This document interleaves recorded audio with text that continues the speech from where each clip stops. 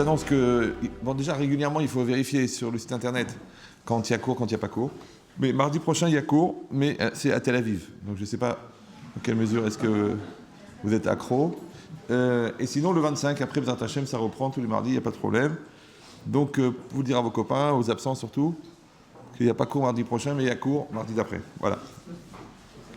Alors, on va lire la parasha de Ki Tisa. Donc, c'est marqué comme ça dans la Gemara, dans Brachot d'Aflamet Gimel. Quel déhot Hashem? Quel déhot Hashem? C'est Aleph Lamed, c'est elle en vérité, c'est un nom d'Hachem. Hachem, c'est un nom d'Hachem.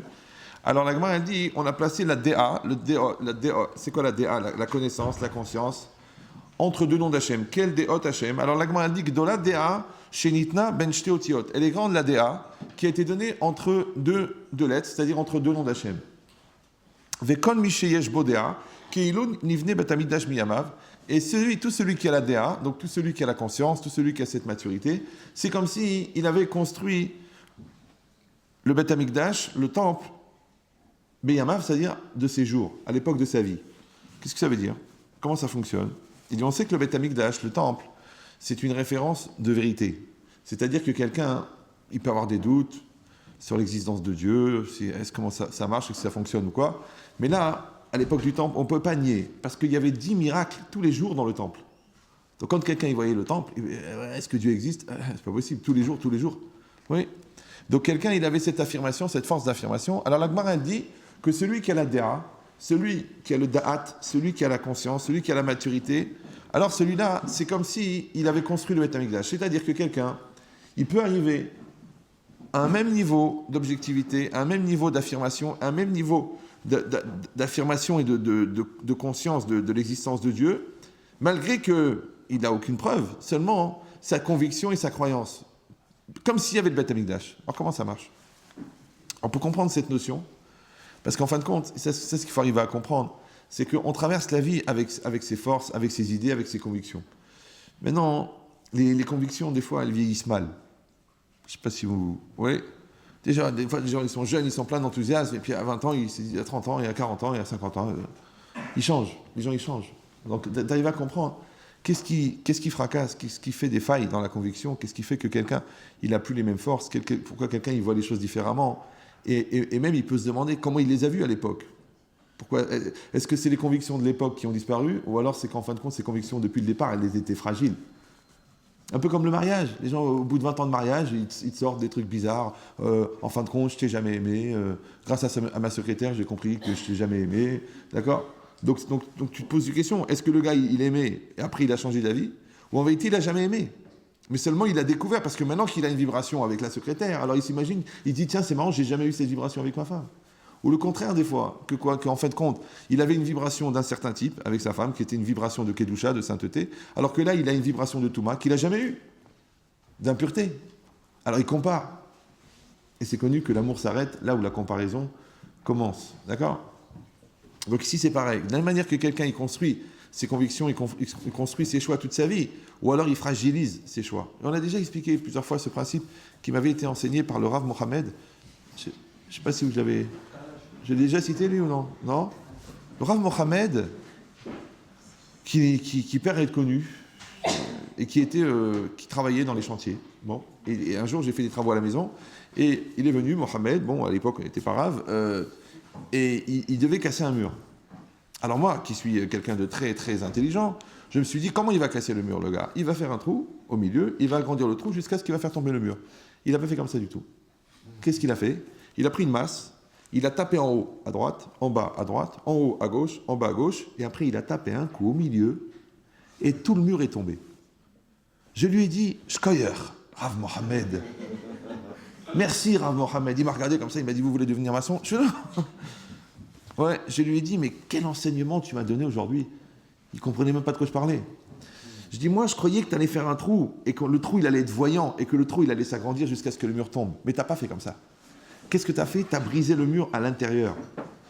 Alors j'ai compris, il y a des gens, des fois tu les vois qui s'écroulent, des fois tu vois des couples qui s'écroulent, des fois des systèmes qui s'écroulent, et toi tu crois qu'ils sont tombés maintenant, Parce que tu croyais qu'il y avait un trou qui allait s'élargir. Mais c'est faux. Les gens, ils sont brisés à l'intérieur pendant des années. Et un jour, le coup fatal, ils brisent tout. Mais ils sont déjà brisés dedans. Ah, moi, je vous dis, c'est un grand enseignement de Rav Mohamed. Ouais. Bon, il ne savait même pas qu'il me l'avait enseigné. C'est extraordinaire. Donc, c'est quoi l'idée? Ça, c'est très important. De ne pas croire qu'on est en béton. Ne croyez pas qu'on est en titane. Ne croyez pas que notre couple, il est en titane. Ne croyez pas que notre morale, il est en titane. Ne croyez pas que notre santé, elle est en titane. Parce qu'elle prend des coups, elle prend des coups, elle prend des coups. Et un jour, elle s'écroule. Donc le gars qui est hacham, il fait un scanner de temps en temps de son mur. Il fait un scanner de son couple. Il fait un scanner de sa croyance pour l'entretenir et surtout pour éteindre son téléphone. À ce moment-là, il va se rendre compte que cette conviction, si elle n'est pas construite, si elle n'est pas entretenue, en vérité, elle peut être fragile. Et je veux dire pire encore, et ça c'est très difficile à dire, c'est que des fois même la conviction, elle n'a jamais existé. Mais seulement les gens, ils croient qu'elle a existé. C'est un peu comme les substituts de crevettes. Tu crois que c'est des crevettes, mais ce n'est pas des crevettes. Alors ton fils, il te dit, mais pourquoi on appelle ça des crevettes? Ben, c'est des fausses crevettes. Alors il n'y a qu'à appeler ça des cambouloufs, puisque ce n'est pas des crevettes. Oui, mais c'est des substituts de crevettes. Et bien des fois, il y a des substituts de couple. Des fois, il y a des substituts de croyants. Des fois, il y a des substituts d'intelligents. Des fois, il y a des substituts de patrons. Ils font genre patron. Mais ils sont obligés de prendre de la dope pour avoir la pêche, parce qu'ils n'arrivent pas à assumer. Ouais. Donc en réalité, c'est des faux patrons. Donc l'idée, c'est de savoir, est-ce que quelqu'un il veut devenir quelqu'un de vrai, ou alors quelqu'un il veut devenir quelqu'un de faux. Et si quelqu'un il est le faux, alors faux, vous savez ce que c'est faux? Faux, c'est comme une image sur un projecteur, sur un écran. Tu éteins le projecteur, l'image, elle disparaît. Eh bien, il y a des gens qui ne sont qu'une image projetée. Soit l'image qu'ils projettent de leur être, parce que dès le matin, ils rentrent en scène pour jouer un rôle, ouais. Soit l'image qu'ils arrivent à fabriquer dans la tête de l'autre. Mais il y a des gens qui ne sont pas une image projetée, qui sont eux-mêmes. La personne qui est elle-même, elle ne va pas tomber. Même cette personne-là qui a réussi à être elle-même, elle doit entretenir cette force-là, elle doit entretenir cette conviction, elle doit entretenir sa personne pour être certain qu'elle pourra passer les vagues, les différents tsunamis que la vie va lui proposer. Donc quand c'est marqué ici, et ça c'est très important, que quelqu'un il peut arriver avec la DA, vous savez le da'at, on a expliqué déjà plusieurs fois, je me rappelle de l'avoir dit déjà même ici, mais c'est des choses qu'il faut réfléchir, que le mot da'at, il a trois sens. La da'at, ça veut dire la connaissance, savoir. Da'at, ça veut dire la conscience. Quand j'ai la conscience de quelque chose. C'est quoi la conscience? C'est le lien concret que j'entretiens avec la réalité. C'est l'arc électrique qui s'établit entre moi et ma réalité. Je suis conscient que vous êtes là, vous êtes conscient que je suis là, ça c'est la conscience. Ça s'appelle aussi le da'at. Et le da'at, c'est aussi la volonté, c'est aussi le ratson. D'accord? Dans les lois du Shabbat. Melechet Marchevet, pour ceux qui ont eu la chance d'étudier un petit peu la Torah, Melechet Marchevet, le Rav de Brisk, il explique que quand un acte qui interdit le Shabbat, il doit être un acte pensé, un acte conçu, un acte réalisé, et dedans, il y a une partie de l'acte qui s'appelle la volonté. Et cette volonté s'appelle Da'at. Donc comment quelque chose, il peut être la connaissance, et la conscience, et la volonté en même temps. C'est le même mot, il a trois sens. Connaissance, conscience et volonté. Alors je résume pour les gens qui suivent. Oui, c'est quoi le da'at? Écoutez bien. C'est de vivre sa connaissance en toute conscience et selon sa volonté. Donc maintenant, j'ai fait très attention, je suis très précis dans les mots. Je n'ai pas dit avoir de la connaissance, parce que tu peux apprendre même l'annuaire de Jérusalem par cœur. Tu dois vivre ta connaissance. Quelqu'un qui est en accord avec sa connaissance, quelqu'un qui est cohérent avec sa connaissance, il vit avec sa connaissance, oui. En toute conscience, c'est-à-dire qu'en temps réel, en même temps qu'il a la connaissance vécue, en même temps, il est conscient qu'il est en train de la vivre. C'est très important. Et en même temps, il le fait selon un flux qui est dégagé par sa neshama et qu'il l'utilise en temps réel, qui s'appelle la volonté. Quand les trois sont là en même temps, ça s'appelle le da'at. Maintenant, je dis la vérité, il y a des gens qui ont la connaissance mais qui ne la vivent pas. Il y en a qui ont la connaissance qui la vivent, mais pas en temps réel. C'est-à-dire au moment où ils sont en train de vivre, ils sont inconscients. Ouais, mais si tu leur poses la question, tu dis, mais enfin, tu sais que c'est pas bien, ou tu sais que c'est bien. Oui, oui, je sais. Tu vois, ils ont la connaissance, mais ils n'ont pas la conscience. Ouais, c'est comme si tu mets 1 million de fichiers dans un CD. Tu dis, mais le CD, il doit être super intelligent. Non, c'est juste une collecte de fichiers. Donc la connaissance, quand elle est mal utilisée, c'est juste considéré comme un fichier. Ouais. Donc maintenant, il faut la connaissance, il faut la conscience, et à part ça, il faut la volonté. Il y a des gens, ils ont la connaissance, ils ont la conscience, ils ont un rapport concret avec la réalité, mais ils n'ont pas de volonté. Qu'est-ce que tu fais? Rien. Tu te bouges? Pourquoi faire? J'ai pas envie. Ça me saoule. Bon. Donc c'est dommage. Donc ça veut dire que s'il y a la connaissance et la conscience et il n'y a pas la volonté, ça ne marchera pas. D'accord? S'il y a la connaissance et la volonté, mais il n'y a pas la conscience, ça ne marchera pas non plus. S'il y a la volonté, il y a la motivation, et il y a la conscience, mais il n'y a pas la connaissance, ça ne marche pas non plus. Il faut les trois. Et attention, les trois en même temps. Si tu n'as pas la connaissance au bon moment, c'est une très très grave maladie. Très grave maladie dont souffrent beaucoup de gens qui s'appelle « Si j'avais su ». C'est des gens comme ça. Ouais. Après leur divorce, oh, si j'avais su. Oh, ouais. Après que les enfants sont partis, si j'avais su. Après qu'ils ont déposé le bilan, si j'avais su. Après qu'ils ont quitté la yeshiva, si j'avais su. Toute la vie, c'est comme ça. Pourquoi? Parce que la connaissance, elle n'était pas en même temps que la conscience. D'accord? Il y a une autre maladie qui s'appelle l'inconscience. Mais ça, on en a tellement parlé dans ce cours que vraiment, si les gens n'ont pas compris, il faut qu'ils se fassent greffer un implant. Ouais. L'inconscience, c'est-à-dire que je n'ai pas, on a fait un cours sur ça, oui, sur l'insensibilité, que je n'ai pas la conscience de ce qui se passe autour de moi, c'est-à-dire que je ne vis pas ma vie en temps réel. Je suis pas là, je suis pas là. À quoi tu penses? Excuse-moi, j'avais la tête ailleurs. C'est un syndrome qui a démarré avec Louis XVI, qui est très très grave, d'accord? Donc, c'est une personne, elle n'a pas la conscience de sa réalité au moment où elle est en train de la vivre. Une autre qui n'a pas la volonté, c'est-à-dire la volonté, elle est à l'intérieur, elle démarre de l'aneshama, sinon il serait déjà mort, mais il n'utilise pas cette volonté, il n'oriente pas. C'est comme quelqu'un qui a une machine à air comprimé, s'il la met dans son marteau-piqueur, il peut faire un trou, ta ta ta ta ta ta.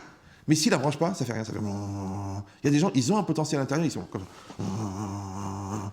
Bon, tu te mets au travail, tu fais des études, tu fais de la yeshiva, tu gagnes de l'argent, tu te maries. C'est de l'air comprimé. Mais là, comprimé, ça s'écrit avec un N.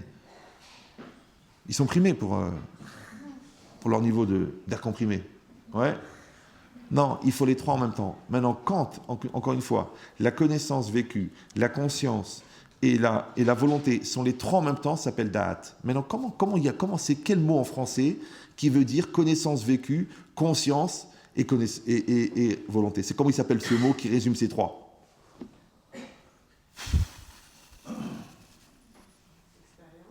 Non, la maturité. C'est ça le da'at. C'est pour ça qu'on dit l'homme maintenant il est ben da'at, il est bar da'at. Ça veut dire Rav Wolbe, il a écrit un livre entier sur le da'at. C'est-à-dire que si vous avez des gens, des fois vous vous ennuyez, vous avez 1 ou 2 ans à perdre, il y a un livre comme ça qui s'appelle Pirkei Kinyan Da'at.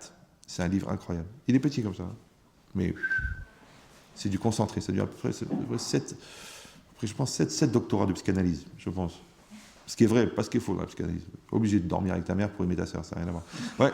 Mais ce qui est vrai dans la psychanalyse, ouais, tu peux le trouver là-bas d'une puissance tellement incroyable. Donc si le da'at, vous avez compris maintenant, c'est la maturité. Ça veut dire que la maturité, c'est déjà d'avoir acquis la connaissance, d'avoir déjà intégré la connaissance, maintenant de vivre sa connaissance en étant conscient de ce que je suis en train de faire et en étant conscient de ma connaissance et avec la volonté de le vivre. Si j'arrive à le faire, ça s'appelle en français que je suis vivant. C'est ça, vivre. Les gens y croient. J'ai le cœur qui bat, j'ai le cerveau qui fonctionne, je digère grâce à Dieu, je peux aller aux toilettes de manière autonome. Non. Là aussi, tu cumules des fichiers, simplement. Ouais. Non, au contraire. Toi, qu'est-ce que tu dois faire? Tu dois avoir le da'at. Maintenant, ici, marqué dans cette Gemara, regardez cette petite phrase, on a juste traduit une phrase. La Gemara, elle dit que celui qui a le da'at, c'est celui qui a atteint ce niveau donc, de maturité, vous avez compris, qui ne vient pas en se grattant le ventre, ouais, qui prend des années. Celui qui a atteint ce niveau de maturité, c'est comme s'il a construit le Beth Amikdash. Je dis, mais quel rapport? Alors, j'ai expliqué que le Beth Amikdash, il donne un avantage extraordinaire, au-delà de la spiritualité incroyable, au-delà du niveau de proximité avec le divin, au-delà d'un niveau de Kedusha incroyable. Mais qu'est-ce qu'il donne? Il donne l'affirmation. Je ne sais pas si vous me comprenez. Il donne la force d'affirmation. Il donne la conviction. Et c'est ça qui dérange. Ouais. C'est ça qui dérange les gens. C'est que les gens qui ne savent pas ce qu'ils veulent, les gens qui ne savent pas ce qu'ils font, les gens qui ne savent pas ce qu'ils pensent, les gens qui ne savent pas ce qu'ils croient, sont dérangés par les gens qui affirment. Donc si quelqu'un y comprend, et ça c'est ce qu'a dit l'Agmara Gdola Dea, c'est-à-dire que quelqu'un il peut, malgré que le Beth Amikdash n'a pas été encore reconstruit, ça va être bientôt si je veux, ouais, malgré que le Beth Amikdash n'a pas été reconstruit, il peut atteindre ce niveau-là. Et ça s'appelle le Da'at, Ben Da'at. Donc maintenant, si c'est comme ça, alors vous savez que Hachem, il a demandé qu'on construise le Mishkan dans le désert et qu'on construise le Mikdash, le Beth Amikdash, en Eretz Israël. Normalement, vous savez que dans l'absolu, les Béné Israël auraient dû passer 3 jours dans le désert, recevoir la Torah et ensuite rentrer en Eretz Israël. Quand ils seraient rentrés en Eretz Israël, on aurait construit directement le Beth Amikdash, le temple de Jérusalem, et on n'aurait jamais construit le Mishkan. Ça va? Mais ça ne s'est pas passé comme ça. Ils ont fait une grosse erreur. Ouais, ils ont fait l'erreur. Ils ont fait l'erreur des Miraglim, des explorateurs. Ils ont fait l'erreur du Hegel, de la faute du Hegel, de la faute du Vaudor. Et à cause de ça, on est resté 40 ans dans le désert. Et il a fallu 40 ans pour réparer cette faute. C'est quoi réparer la faute? Parce que les gens ils disent, ouais, quand même, c'est un peu cher payé pour une erreur. Vous savez, des fois, vous faites une erreur. Par exemple, vous vous trompez de personne en vous mariant. Et vous perdez une génération, et c'est une erreur. Et des fois, vous faites un autre choix. Vous dites, tiens, je rentre à la fac, au lieu de rentrer à la yeshiva. Et c'est une erreur. C'est-à-dire, vous avez une autre vie. Des fois, le contraire, vous rentrez à la yeshiva, alors que vous auriez été mieux à la fac, parce que vous foutez rien en collège depuis 10 ans. Ouais. Donc, c'était une erreur. Tu vois, une erreur, ça coûte 40 ans, ça coûte une génération. Peut-être ton fils, maintenant, il va se réveiller, il va dire, ah, j'ai compris les erreurs. Donc, quand on dit qu'ils ont perdu 40 ans pour une erreur, les gens, ils s'affolent, ils disent, c'est un peu exagéré. Mais toute la vie, c'est comme ça. Regardez un cours automobile. Regardez Ayrton Senna, par exemple. Ayrton Senna, vous avez connu Ayrton Senna. Il a fait des milliers de virages. Eh bien, il n'en a raté qu'un. Hein. Eh bien, il est mort. Hein. Et pourtant, il a raté un virage. Tu dis, un virage, ça s'annule dans la majorité. Non, ça, c'est le virage qui ne passe pas, celui-là. Il est mort. Mais c'est pareil, la vie. Ouais. La vie, c'est une série de virages. Il faut bien prendre les virages. Maintenant, si tu l'abordes à la mauvaise vitesse, la faute centrifuge, elle t'entraîne. Si c'est un endroit glissant, paf, tu te prends le mur parce que tu as dérapé. Donc il faut aborder les virages. Et les virages de la vie, c'est comme ça. Tu vois, avec cet enfant, il faut se conduire comme ça. Et avec l'autre, il faut se conduire comme ça. Ta femme, quand elle a 30 ans, il faut se conduire comme ça. Et quand elle a 45 ans, il faut se conduire comme ça. Et à la ménopause, il faudra se conduire comme ça. Oh, dis-moi, il va falloir... Moi, je croyais que c'était une ligne droite. C'est pas une ligne droite, la vie. Ouais, c'est pas une ligne droite. Vous pouvez l'éteindre, ça ne me dérange pas. D'accord. Donc ça veut dire quoi? Ça veut dire... Il dit le Sforno, écoutez bien, ça veut dire que si les Béné Israël n'avaient pas fait la faute du Vaudor, on n'aurait pas eu besoin du Mishkan. Vous avez suivi jusque-là? Parce qu'on serait rentré directement en Eretz Israël, on aurait construit le... C'est bizarre. Ouais. On aurait construit directement le Beth Amikdash. Donc pourquoi est-ce qu'on a construit le Mishkan, le sanctuaire dans le désert, ce Beth Amikdash qui se déplace et qui se démonte? À cause de la faute du Hegel. Maintenant, il faut comprendre quel est le rapport qui existe entre la faute du Hegel et le Mishkan. Maintenant, ils disent les commentaires que la raison pour laquelle les Bnei Israël ont fait la faute du Vaudor, c'est pourquoi? Et c'est dans la paracha de Kitissa, c'est qu'en fait, à un moment ou à un autre, ils ont été perturbés. Ouais, pourquoi? Parce que vous savez que c'est Moshe Rabbeinu, il y a plein de places ici, là. Vous savez que c'est Moshe Rabbeinu qui les a fait sortir d'Égypte. Donc lui, c'est le manhig, lui, c'est le dirigeant. Et quand, malheureusement, Moshe Rabbeinu est monté pour recevoir la Torah, il est resté 40 jours là-haut. Il y a une petite erreur de calcul. Et eux, ils ont cru que Moshe Rabbeinu n'allait pas revenir. Donc, en fait, compte, qu'est-ce qu'ils ont fait? Ils ont dit à Aaron, donne-nous un manhig. Comme ça, ils expliquent les commentaires. C'est pas que les Béné Israël ont voulu faire un veau d'or. Ouais. C'est qu'ils ont voulu avoir un dirigeant. Parce qu'ils étaient dans le désert. Ils étaient perdus. Ils sont partis avec toute leur famille, d'accord? Ils sont arrivés dans le désert. Le gars qui les a fait venir, il s'appelle Moshe Rabbeinu, il leur a dit, ne bougez pas, je monte au ciel et je reviens avec la Torah. Quand ça, dans 40 jours. Et au bout de 40 jours, il n'est pas revenu. Pourquoi il n'est pas revenu? Parce que d'après leurs calculs, ouais, ils ont compté un jour en plus, donc même pas, ça se joue à quelques heures, et à quelques heures près, c'est-à-dire qu'ils devaient revenir à Hatzot, à la 6e heure du jour, à midi, et à midi, ils ont vu qu'ils ne revenaient pas. Pourquoi? Alors il dit là-bas les commentaires que le Yetzer Hara, le Satan, qu'est-ce qu'il a fait? Il a rendu le ciel nuageux. Donc il ne savait pas exactement quelle heure il était, parce que quand tu n'as pas de montre, la seule manière de savoir qu'il est midi, c'est de regarder que le soleil était au zénith. Donc le ciel n'était pas clair.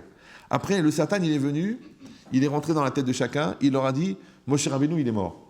Donc il les a déstabilisés. Après, il leur a montré l'image de la tombe de Moshe Rabbeinu. Alors là, ils se sont paniqués. Ils sont rentrés en colère comme ça, et ils ont été voir Aaron, il leur a dit, écoute, Moshe Rabbeinu, il est mort, donne-nous un autre dirigeant. Il dit, mais il n'y a pas, comment Moshe il va revenir? Tout Tout de suite, qu'est-ce qu'ils ont fait? Il leur a dit, bon, pour leur faire perdre du temps, il leur a dit, amenez tout l'or que vous avez. Ils ont amené l'or, il l'a jeté dans le feu, hop, il y a un veau d'or qui est sorti, d'accord? Et ils ont dit, voilà, c'est ça, le Dieu qui nous a sortis d'Égypte. Maintenant, toute cette pagaille-là, c'est venu de quoi? C'est venu parce qu'à un moment ou à un autre, ils ont douté, ils ont eu peur, parce qu'ils ont vu que Moshe n'était pas là. Donc ça veut dire que le Yetzer Hara, le Satan, puisque le Satan et le Yetzer Hara c'est le même, le Yetzer Hara ne peut s'attaquer à toi que s'il y a un vide en toi pour le laisser rentrer. Le manque de connaissance, le manque de force, le manque de conviction, le manque d'affirmation, le manque de respect de toi-même, le manque de joie, c'est l'espace pour que le Yetzer Hara y rentre. Mais qu'est-ce qu'il a fait lui? Il n'a rien fait. Il a simplement créé un malaise, il a simplement créé un doute, il a simplement créé une ambiguïté. Et à partir de là, toi, tu as plongé dedans. C'est ce qui est marqué. Irvev à Satan, que le Satan les a irvev, mais arvev, ça veut dire les arvev, c'est mélanger, c'est-à-dire il les a embrouillés. Ouais. C'est pour ça qu'un homme qui n'a pas construit chez lui une capacité d'analyse et une capacité d'affirmation, une capacité de gérer sa sérénité, de ne pas mélanger ses humeurs avec ses nerfs, de ne pas mélanger sa susceptibilité, le regard de l'autre, les nerfs, le stress, la colère, la peur. Celui-là, il va être une proie à rêver pour le Yetzer Hara. Il va faire ce qu'il veut avec lui. La preuve, c'est que quelle est la caractéristique essentielle des Rishaïm? C'est-à-dire les gens qui sont au service du Yetzer Hara. Comment on les reconnaît? Ils sont prévisibles. Pourquoi? Parce que moi, je connais la télécommande. Donc, je sais comment tu marches. Donc, toi, tu marches à l'argent. Toi, tu marches au décolleté. Toi, tu marches à la pression. Toi, tu marches au compliment. Toi, tu marches au nerf. Je te mets un petit pic comme ça, je sais que tu vas exploser. Alors toi, tu crois que tu exprimes, quand tu es ta colère, tu exprimes ta personnalité. En vérité, tu ne fais que réagir au pic que moi j'envoie. C'est-à-dire que moi, je te fais avancer. Tu sais, c'est toujours marrant, vous voyez l'éléphant. Vous avez vu un éléphant? L'éléphant, il est énorme. Et dessus, il y a un petit gars. Le gars qui je ne sais plus comment ça s'appelle là. Le gars qui fait marcher l'éléphant. En Inde, ouais. Maintenant, le gars, il pèse 28 kilos. On va dire il pèse 40 kilos. L'éléphant, il pèse 2 tonnes. C'est quand même bizarre qu'un truc de 2 tonnes, il se laisse manipuler. Pourquoi? Parce que l'autre, il a le petit pic là. À droite, à gauche, à droite, à gauche. Mais tu vois, il y a des gens dans la vie qui se prennent pour des éléphants et en fin de compte, ils sont manipulés par des souris. Des fois par un sourire. Oui. C'est-à-dire que si je connais ta sensibilité, je connais ton manque, je connais ta peur, je connais ton malaise, je connais ta nullité, je connais ton ignorance, je peux jouer avec toi. C'est moi qui va t'orienter, qui va t'amener par là, et toi tu as l'impression de vivre ta vie, de faire, mais en vérité tu fais rien, c'est moi qui décide pour toi. Pourquoi? Parce que tu es prévisible. Pourquoi tu es prévisible? Parce que tout celui qui n'est pas devenu lui-même, il est comme tout le monde. Et tout le monde est pareil. Par contre, celui qui est devenu lui-même, il est unique. Et celui qui est unique, tu ne peux pas l'utiliser, tu ne peux pas le faire fonctionner, tu ne peux pas le manipuler parce qu'il est lui-même. Donc tu n'as pas le logiciel de son fonctionnement puisqu'il est propre à lui. Maintenant, un homme, il doit très très vite devenir lui-même. Sinon, il sait qu'il va être un mouton. C'est comme ça. Il sait qu'il va être manipulé. Et si quelqu'un va dire non, moi je ne suis ni manipulé, ni moi-même. Une espèce de troisième type. Ça, c'est une loi que vous avez appris en physique. Le vide n'existe pas. Dans la bouteille, il y a ou de l'eau ou de l'air. Si tu mets de l'eau, il y a de l'eau. Si tu enlèves l'eau, il y a de l'air. Tu ne peux pas être ni l'un ni l'autre. Tu veux ou non? Ou tu es en train de grandir, ou tu n'es pas en train de grandir. Ouais, tu es en train de rapetissir. Ou tu es en train de construire, ou tu es en train de détruire. Ou tu as parlé par amour, ou tu as parlé par haine. Tu dis, non, des fois on parle comme ça, stam. Ça n'existe pas, stam. Ça n'existe pas. Il y a un truc derrière. Tu n'as pas ouvert la bouche pour rien. Il y a un truc. Maintenant, des fois c'est très profond, des fois c'est tellement profond que même toi, tu n'en es pas conscient. Donc il faut que tu ailles vraiment en analyse personnelle, d'aller chercher chez toi le pourquoi du comment, de qui tu es, de qu'est-ce que tu veux. Et à la fin, tu dis, j'ai compris, en fin de compte, ça remonte à ma jeunesse, que le gars à l'époque, il m'avait marché sur le pied, et maintenant je vais lui faire payer parce qu'il est devant moi en entretien d'embauche. Tu as remonté 28 ans en arrière. Mais il n'y a rien. Rien n'existe pour rien, et rien ne revient de rien. Donc c'est quoi l'idée? Jusqu'à quel point est-ce que la personne, elle sait qui elle est, jusqu'à quel point la personne, à l'intérieur d'elle-même, elle a appris à se connaître. Alors si c'est ça, on arrive à une situation très bizarre. Quand est-ce qu'il est venu à Amalek? Ouais, quand est-ce? Alors c'est marqué comme ça. Vaikra Shema Makom Masa ou Meriva. Écrit dans le pasuk, Vaikra Shema Makom, il a appelé l'endroit Masa ou Meriva, dispute et querelle. Al-Riv, Béni Israël, sur la querelle que les Béni Israël ils avaient avec Hachem, Ve'al Nesotam et Hachem, et sur le fait qu'ils ont mis à l'épreuve Dieu. Les morts en disant, Ayesh Hachem Bekir Benu Im Aïn. Est-ce que Dieu est parmi nous ou non? Je ne sais pas si vous imaginez. Maintenant, les Béni Israël, ils sont sortis d'Égypte. Maintenant, Hachem, il leur a fait des miracles. Maintenant, il leur a donné la richesse d'Égypte. Maintenant, il a ouvert la mer. Et eux, qu'est-ce qu'ils disent? Ils disent, eh bien, je suis sceptique.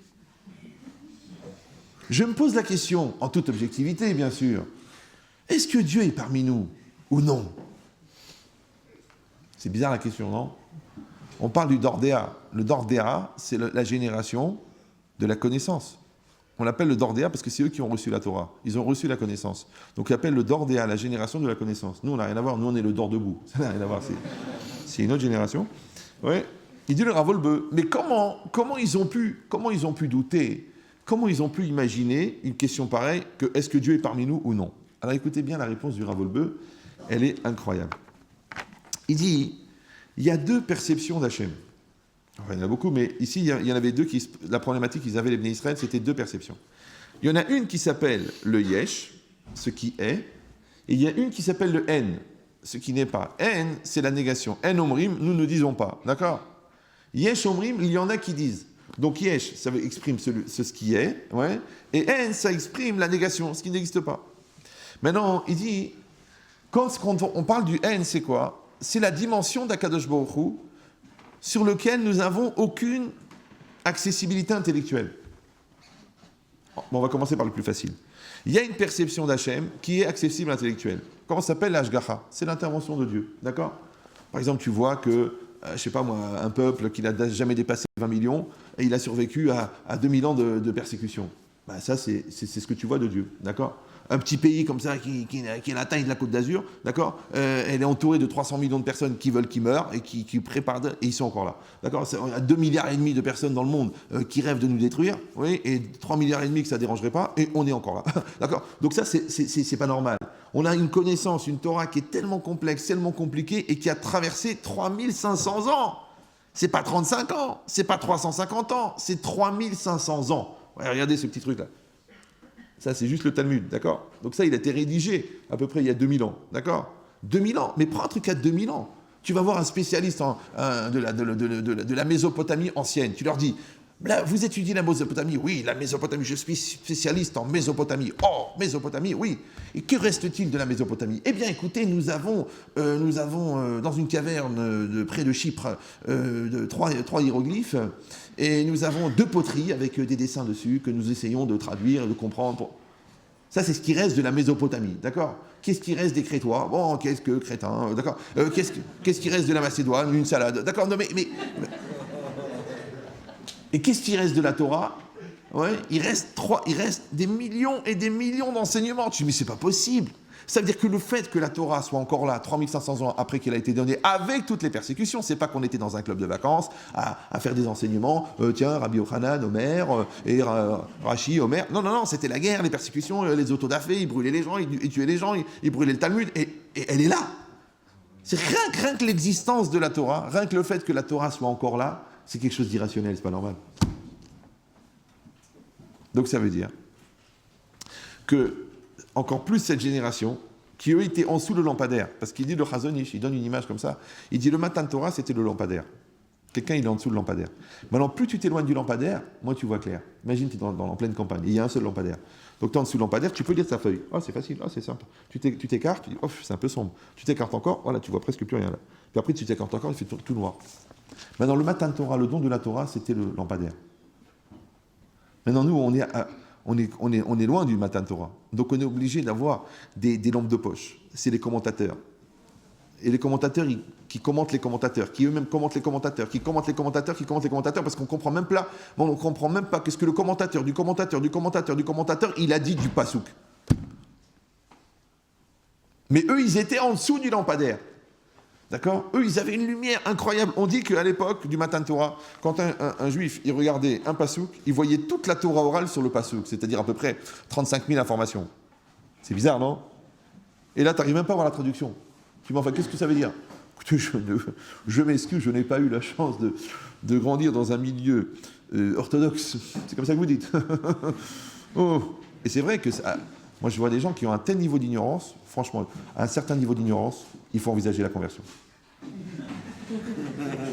C'est vrai, parce que tu vois des convertis qui en savent plus que certains juifs. Donc ça pourrait être une solution pour beaucoup de juifs ignorants de se convertir. Et si après ils découvrent qu'ils étaient déjà juifs, en baissant le pantalon d'ailleurs, d'accord, eh bien, la discussion sera terminée. Donc qu'est-ce qui est marqué ici? Le yesh, c'est quoi? C'est la perception visible d'Hachem. C'est-à-dire cette perception que je peux avoir sur la part d'Hachem qui est d'accord de se laisser percevoir. Maintenant, il y a une autre dimension de Dieu, d'accord, qui s'appelle le N.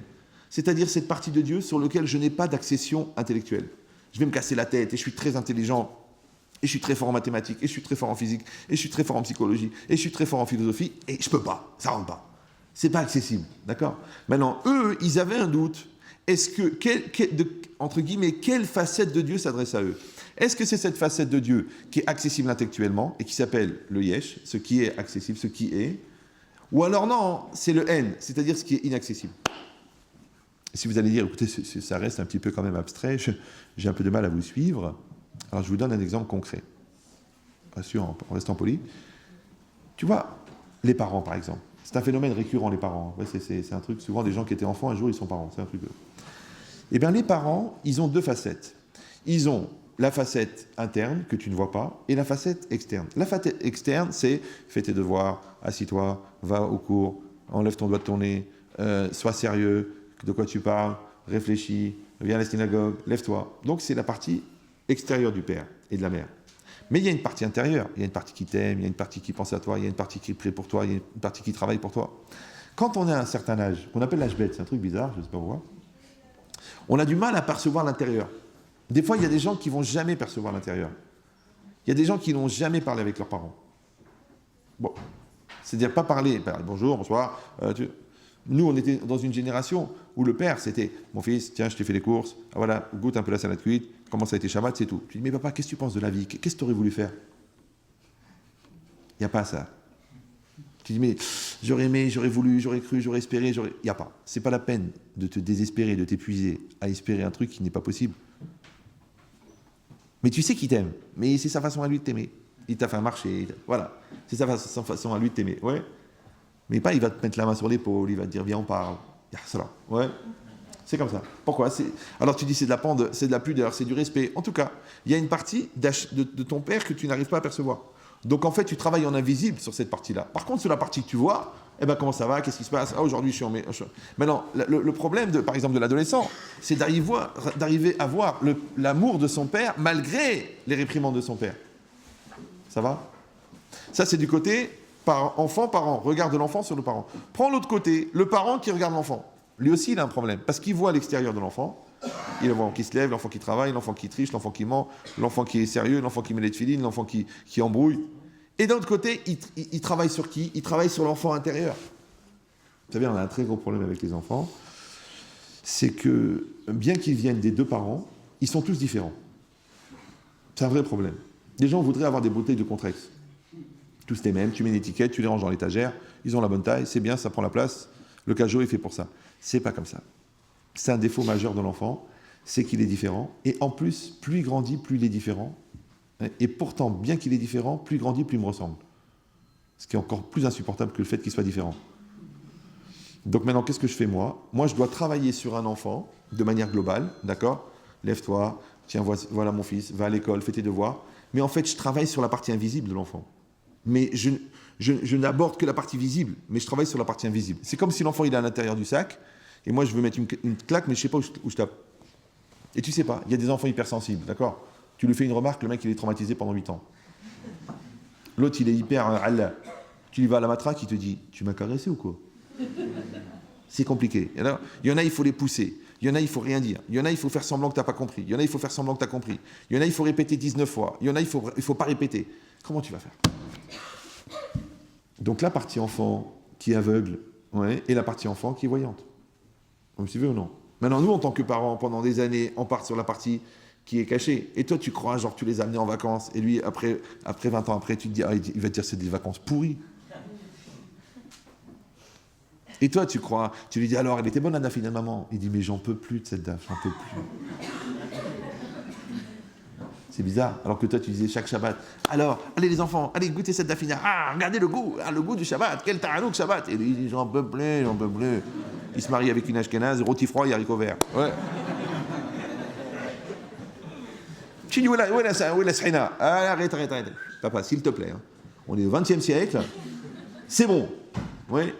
C'est fini ce coma juste après repas de midi. Tous les Shabbats midi. Bon. Mais c'est quoi l'idée? Moi, j'ai rien contre la dafina. Moi, je ne rate jamais la dafina. Même à Bnei Brak, à 52 degrés, il y a la dafina. Pourquoi?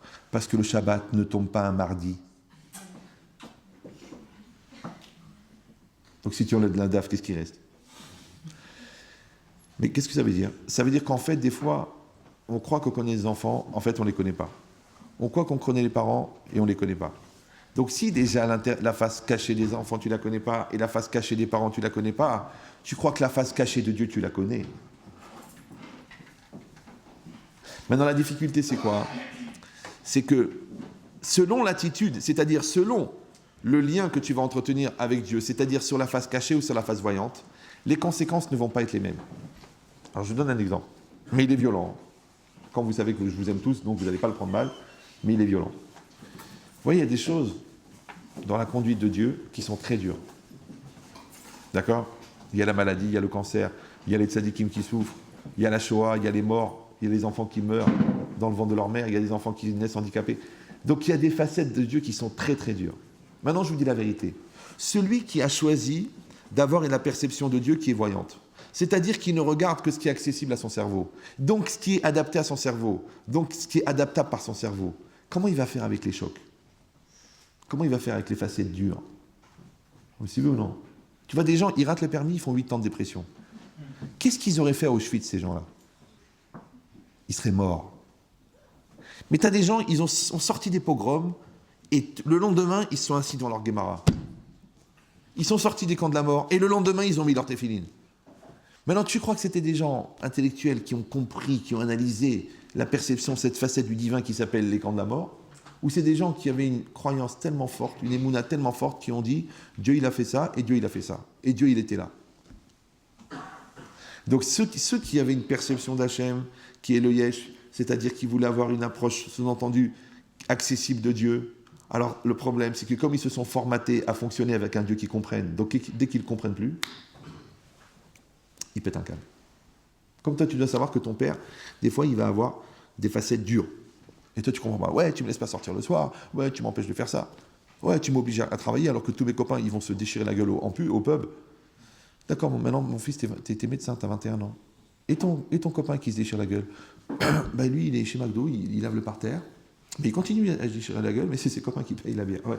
Donc c'est quoi le problème?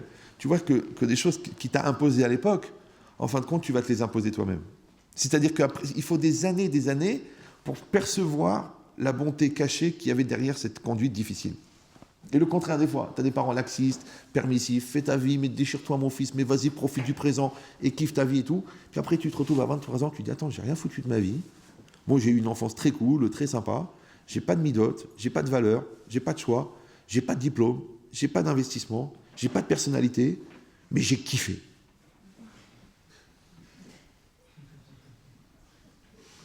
Alors je rappelle aux gens qui sont un peu nouveaux dans ce cours que la vie, tout se rattrape dans la vie. Mais ce que tu n'as pas appris en 15 ans, il va falloir que tu l'apprennes plus rapidement. Un exemple, toutes les choses que tu n'as pas acquis en tant que célibataire, tu les épouses. Ça s'appelle en français la mort. C'est que si tu n'as pas acquis la patience en étant célibataire, tu vas soit rencontrer quelqu'un de très très nerveux, soit de rencontrer quelqu'un de très très lourd, pour que tu travailles la patience. Si tu n'as pas appris à dire la vérité, soit tu vas épouser une fille qui va être hyper vraie, qui va te scanner toute la journée. Tu mens, tu triches, t'embrouilles, qu'est-ce que tu racontes? Ou alors quelqu'un qui va mentir tellement que toi, tu vas être écœuré de ton mensonge à toi. Ça s'appelle la séance de rattrapage. Tu n'as rien foutu toute l'année, tu repasses en septembre.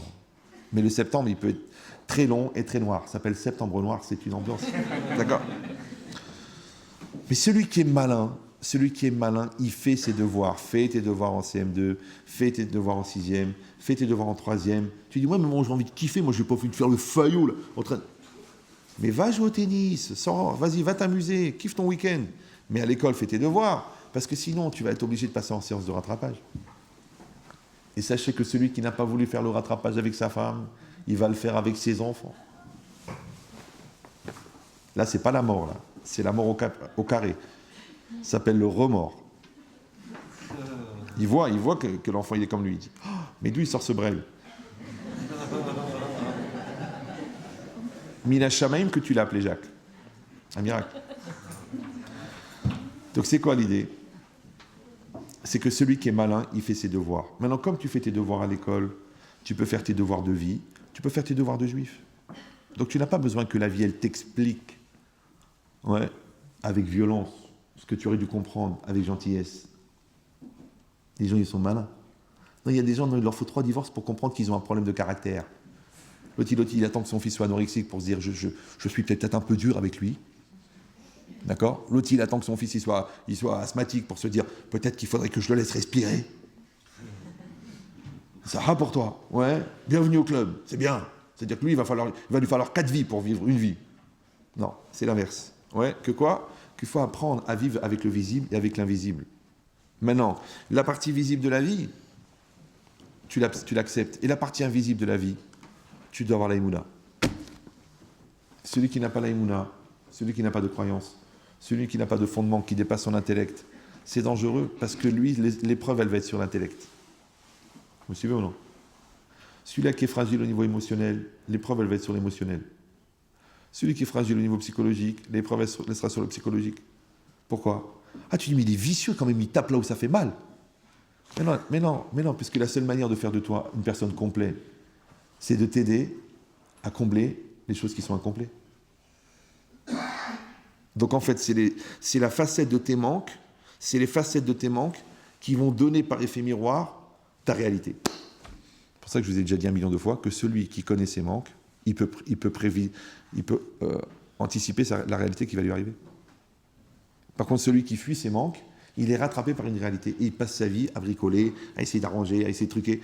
Mais c'est dommage. Fais les choses bien depuis le départ. Et c'est ça la chance que vous avez, parce que vous êtes jeune. Vous êtes jeune. C'est extraordinaire d'être jeune. C'est-à-dire que tout est devant vous. Oui, alors qu'à un certain âge, tout est derrière vous. Alors quand tu te retournes, tu dis, wow, c'est à moi toutes ces casseroles-là. Tu sais, quand ils se marient aux États-Unis, là, on accroche les casseroles derrière, là.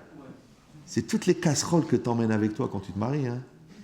Tu ne devrais pas avoir. Tu devrais avoir un service, Stéphane, posé à l'arrière de la voiture, nickel, tout propre, tout neuf, trempé au mikvé. C'est quoi toutes ces casseroles cabossées là? C'est les casseroles que tu emmènes avec toi. Donc ici, c'est le contraire. Ouais. Qu'est-ce qu'il y a? Il y a cette perception. Ils avaient ce doute-là. Est-ce que Akadosh Baruch Hu, avec nous, il est accessible? Et donc, il va falloir gérer les qualités, les avantages de l'accessibilité de Dieu et les défauts de l'accessibilité. Parce qu'on a dit que quand moi, je pense que tout est logique chez Dieu, donc l'illogique, ça va être violent. Ou alors, je pense que Dieu, il est inaccessible. Et quoi? Et je travaille en aveugle avec lui. C'est-à-dire, moi, je fais ce que j'ai à faire. Je me mets une je fais mon Shabbat, je fais mon kasher. Je ne sais pas. Je ne sais pas comment ça va se passer. Je ne sais pas comment ça va se faire. Je ne sais pas comment ça va retomber. Je ne sais pas comment ça va fonctionner. Mais j'ai confiance. Ça fait 3500 ans qu'on le fait. Je continue à le faire. Donc, est-ce que tu vas avoir une attitude avec Dieu qui est, tu travailles avec l'invisible ou tu travailles avec le visible? Ça va? Quand Akadosh Baruch Hu, il a entendu cette problématique que les enfants d'Israël avaient, il leur a dit, ah bon? Vous, qui avez reçu la Torah, vous avez cette problématique. Vous? Ah bon? Alors, quelle a été la réponse d'Hachem? Vayavo Amalek. Amalek, il est venu. C'est quoi Amalek? Vous connaissez que c'est Amalek?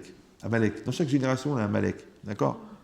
Nebuchadnezzar et Esav et Hitler et je sais pas moi, Nabucodonosor, Dieudonné. Toutes les générations, on a des Amalek. Nous, on n'est pas étonnés qu'ils arrivent, qu'ils viennent. Au contraire, à la limite, on les attend. Ouais. Mais ce qui est incroyable, c'est qu'il y a encore des gens qui s'étonnent, encore des gens qui veulent se bagarrer et manifester, et prouver, et faire des débats pour lui expliquer. Tu veux expliquer quoi? Tu veux expliquer à Hitler que c'est pas bien d'être méchant? Ils sont bizarres, les gens. Je comprends même pas le truc, moi. Oui, on va faire des débats, on va démonter chaque argument, mais il n'y a pas d'argument, t'as pas compris.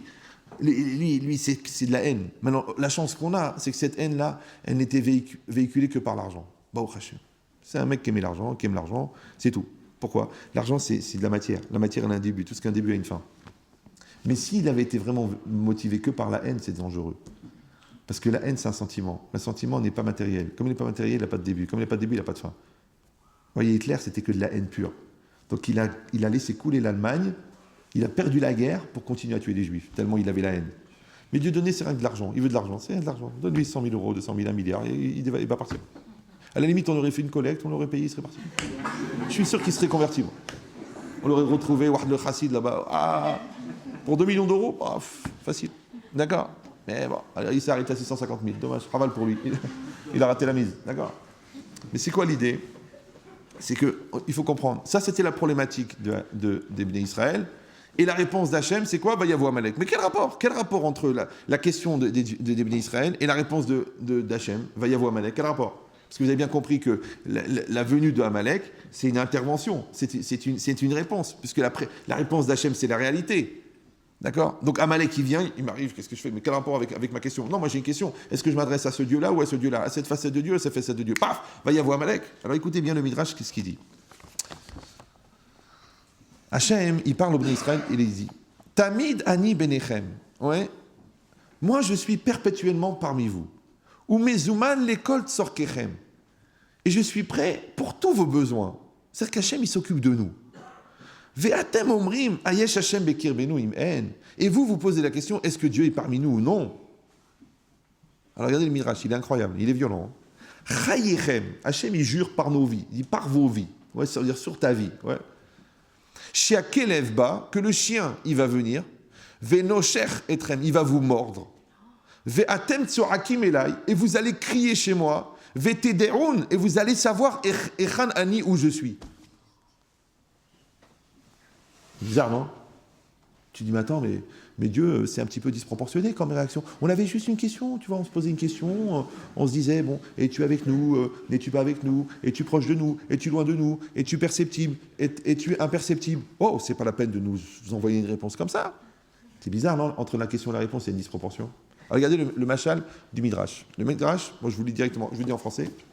Le Midrash, pour illustrer cette phrase, ce texte-là, il envoie une image, une allégorie. Qu'est-ce qu'il dit? Il dit comme ça. Il y avait un monsieur qui portait son fils sur les épaules. Il marchait comme ça, tranquillement dans la campagne. Et tout ce que le fils y voulait, le père lui donnait. Il disait, tiens, je veux une banane. Tiens, mon fils, une banane. Un coca, tiens, un coca. Une mangue, tiens, une mangue. Il lui donnait tout ce qu'il voulait. Et il marchait comme ça. Il rencontre un autre, un tiers. Il est là en face. Et celui qui arrive, il regarde l'enfant, sans tenir compte du père, et il pose la question, il dit, petit, où est ton père? Et le fils, il dit, je ne sais pas. Mais il est sur les épaules de son père. Alors le père, il dit, quoi? Tu ne sais pas où je suis? Alors qu'est-ce qu'il fait le père? Il dépose l'enfant par terre, et le chien, il commence à mordre l'enfant. Mais regardez le langage. Il le jette de lui, ou ba akelev venashro, il vient le chien, il le mord. À Botaï. Ça veut dire quoi? C'est quoi l'image? C'est quoi l'enseignement? Nous sommes les Bnei Israël, d'accord? Hachem nous porte sur ses épaules. Il faut quand même, faut pas être brel, ouais, pour comprendre qu'on est sur les épaules de Dieu, d'accord? On est sauvegardé parmi les ennemis. On fait des guerres à 3000 contre 400 millions, d'accord? On a fait des développements au niveau de la science qui sont incroyables. On a une aslacha dans la parnassa, dans l'argent, qui est incroyable. Mais tout ça, c'est les mains de Dieu. Ça. Tu crois, toi, que tu es un malin, genre tu es plus malin que la moyenne. Tous les gens qui ont cru que ça venait d'eux, le bon Dieu, il leur a expliqué clairement que ça venait pas d'eux. Ils croyaient qu'ils avaient fabriqué du in, ils étaient toujours dans le in. Dieu, il leur a dit, tu as fait du off, c'est mad off, c'est pas mad in, d'accord? Mais ici, qu'est-ce qui est marqué? C'est que quand il est venu l'autre, il lui a dit, mais dis-moi où est ton père? Et que l'homme, il a douté. Alors Hachem, mais qu'est-ce qu'il a fait? Le père, il l'a posé par terre, le chien est venu. C'est quoi le chien est venu? Maintenant Amalek, il t'attaque, tu commences à réfléchir, tu dis, où est Dieu? Ouais. Echan où est ton père? C'est-à-dire que nous, en vérité, ce qui est marqué ici, quand nous, on s'éloigne, quand nous, on perd nos repères, quand nous, on perd nos valeurs, quand nous, on perd notre connaissance, en vérité, qu'est-ce qu'on fait? On crée un vide. Maintenant, on a expliqué que le vide n'existe pas. Donc en vérité, qu'est-ce qu'on crée? On crée Amalek. C'est nous qui créons Amalek. Ils ont fait des trucs, des guerres comme ça, des analyses, des réflexions. Qu'est-ce que c'est Amalek? Qu'est-ce que c'est l'antisémitisme? Comment ça marche? Comment ça fonctionne? Mais c'est bien pour la rue. Vas-y, va à la manif et signe la pétition et tape dans Facebook que tu n'es pas d'accord. Allez, vas-y, fais du bruit. Mais nous, en tant que juifs, on doit savoir exactement de quoi ça parle. Je veux dire, ça fait 3500 ans que ce n'est pas de ce matin. Bechol, Dor, Vador, dans chaque génération, il y en a un qui va se lever. On sait, on l'attend, il va venir. Il va venir. Le petit nerveux avec sa mèche qui n'arrive pas à s'accrocher, on le sait. Qui a cassé son rasoir à la moitié, on le connaît. Le peintre en bâtiment, la complexé, masturbé de naissance, on le connaît, on n'a pas de problème, on sait que ça existe. Tu dis, mais comment? Mais comment? Mais pourquoi? Mais la vraie question, c'est pas pourquoi il existe. La vraie question, c'est quoi le terrain qui le fait intervenir? Ce qui est marqué ici. Parce qu'il y a eu la question, Amalek il est venu. C'est-à-dire parce qu'il y a eu le doute, Amalek il est venu. Donc la vraie question, c'est pourquoi tu doutes? Pourquoi tu doutes? Toi, tu n'as pas confiance dans tes enfants. Alors ils vont faire des bêtises. Pas parce qu'ils sont tordus, parce qu'ils sentent que tu n'as pas confiance en eux. Toi, tu n'as pas rempli ton rôle de mari. Fais attention à ta femme. Toi, tu n'as pas rempli ton rôle de femme. Fais attention à ton mari. Ah, mais qu'est-ce que ça veut dire? Oh, de toute façon, j'ai eu 4 enfants, et puis maintenant je suis fatigué, et puis ça ne m'intéresse plus, et puis on n'est pas obligé d'être ensemble, et ça me fatigue. D'accord, combien il va tenir? 1 mois, 2 mois, 1 an, 2 ans? Le gars, il n'est pas en bois, il n'est pas en tungstène. Il va aller quelque part. Ah, qu'est-ce que ça veut dire? Alors, soi-disant, la religion. Dis-moi, il n'est pas en bois, le gars. C'est normal. Moi, je vous dis le secret. Vous voyez les deux mains, là, vous les voyez ou non? Oui, non, oui. Si vous ne les voyez pas, il faut vraiment envisager un chien ou des lunettes. Ouais. Quand on colle les deux mains comme ça, quand on les colle fort, ouais, est-ce qu'on peut mettre une troisième main au milieu? Non. Donc comment le gars il m'appelle, il me dit, ouais, Ramesh Chetrit, ouais, j'ai découvert que ma femme, ça fait 23 heures qu'elle discute avec un gars, ouais, vous trouvez ça normal? Hein, qu'est-ce que c'est, soi-disant? Je dis, dis-moi, rappelle-moi ton emploi du temps. Eh ben écoute, je suis dans l'événementiel, je voyage beaucoup, toute la semaine je travaille, le samedi je dors, le dimanche je joue au poker et au foot. Donc quand est-ce que tu vois ta femme? Jamais. Tu sais qu'est-ce qu'il y a écrit sur ton agenda? Bienvenue, la place est libre. Donc la vraie question, c'est pas pourquoi ta femme t'a trompé. La vraie question, c'est que comment ça se fait que tu as laissé la place pour que quelqu'un vienne? La vraie question, c'est pourquoi? C'est pas pourquoi qui c'est le saligo qui a influencé mon fils pour fumer du shit ou de la pire, si affinité. La vraie question, c'est comment ça se fait qu'il y avait un vide chez lui, un vide émotionnel, un vide de conviction, un vide de valeur, pour que quand l'autre est venu, il a trouvé normal. C'est-à-dire il a trouvé un espace pour mettre ça. Mais où il est rentré le shit? Comment il y a de la place? Il n'y a pas la place. Vous comprenez ou non? Il y a les valeurs, il y a la conviction, il y a l'amour de ses parents, il y a le respect de lui-même, il y a la force, il est plein. Quand l'autre il vient avec son pétard, ça, il n'y a pas de place. Comment il va rentrer? Où il met le mégot? Il n'y a pas de place. Mais s'il y a un creux, s'il y a un vide, s'il y a un passage à vide, il y a la place. Tu verras toujours que dans un couple où il y a eu un adultère, juste avant, il y avait un passage à vide. Quand tu trouves quelqu'un qui a une dépression, juste avant, il y a eu un passage à vide. Donc la vraie question, c'est pas quel est l'événement qui m'a fracassé. La vraie question, c'est quel est le terrain psychologique dans lequel j'étais au moment où l'événement est arrivé. Quel était mon terrain spirituel au moment où l'événement est arrivé. Quel était l'événement physique, mon terrain physique au moment où la maladie est arrivée. C'est ça qui est intéressant. C'est le terrain. C'est pas l'événement lui-même. Parce que des événements, il y en aura. Il va continuer à pleuvoir. Il y aura de la neige. Il y aura des tsunamis. Il y aura des peurs, il y aura des dépôts de bilan, il y aura des angoisses, il y aura des stress, il y aura des enfants qui vont tomber du vélo. Donc c'est sûr que ça va arriver ça. Mais la vraie question, c'est qui c'est qui va accueillir l'événement? Est-ce que c'est quelqu'un de fort et d'entier qui va accueillir l'événement? Ou est-ce que c'est quelqu'un de faible et de fragile qui va accueillir l'événement? Pourquoi? Vous allez me dire, mais quand même, ça fait un petit peu exagéré. Finalement, les Béné Israël n'avaient juste une question. C'est vrai, vous avez raison. Mais c'est ça la réponse. C'est-à-dire que la réponse à tes doutes, c'est le non-doute. Je vous ai dit déjà, quand les Béné Israël ont des doutes sur leurs convictions, Amalek est sûr de sa haine. Mais quand les Béné Israël sont sûrs de leurs convictions, Amalek, il doute de sa haine. Il dit, bon, tu sais quoi, ils ont l'air quand même puissants, laisse tomber, fais attention. C'est bizarre, non? C'est-à-dire qu'en fin de compte, c'est quoi? C'est une espèce de rapport entre le doute et l'affirmation. Si toi, tu es dans l'affirmation, lui, il est dans le doute. Si toi, tu es dans le doute, lui, il est dans l'affirmation. Pourquoi? Parce que c'est la réponse. C'est ça ce qui est marqué ici. Vayavo Amalek, il est venu Amalek. C'est pour ça que c'est marqué dans le Passouk. Vayavo Amalek, il est venu Amalek, va ilachem im Israël berefidim. Il est venu Amalek, il a fait la guerre au Béné Israël berefidim. Refidim, c'est quoi? C'est un endroit qui s'appelait Refidim. Alors le Midrash, il dit, Amar Rabbi Ushua, il a dit, c'est quoi? Maï Refidim, qu'est-ce que c'est Refidim? C'est un endroit qui s'appelle Refidim, d'accord? Il dit, Maï Refidim, chez Rafouille et des Eminatora, qu'ils ont affaibli leurs mains dans la Torah. C'est-à-dire qu'ils ont moins étudié la Torah, ils avaient moins de références, ils avaient moins de sainteté de la Torah. Amalek, il est venu, d'accord? Tu dis, mais attendez.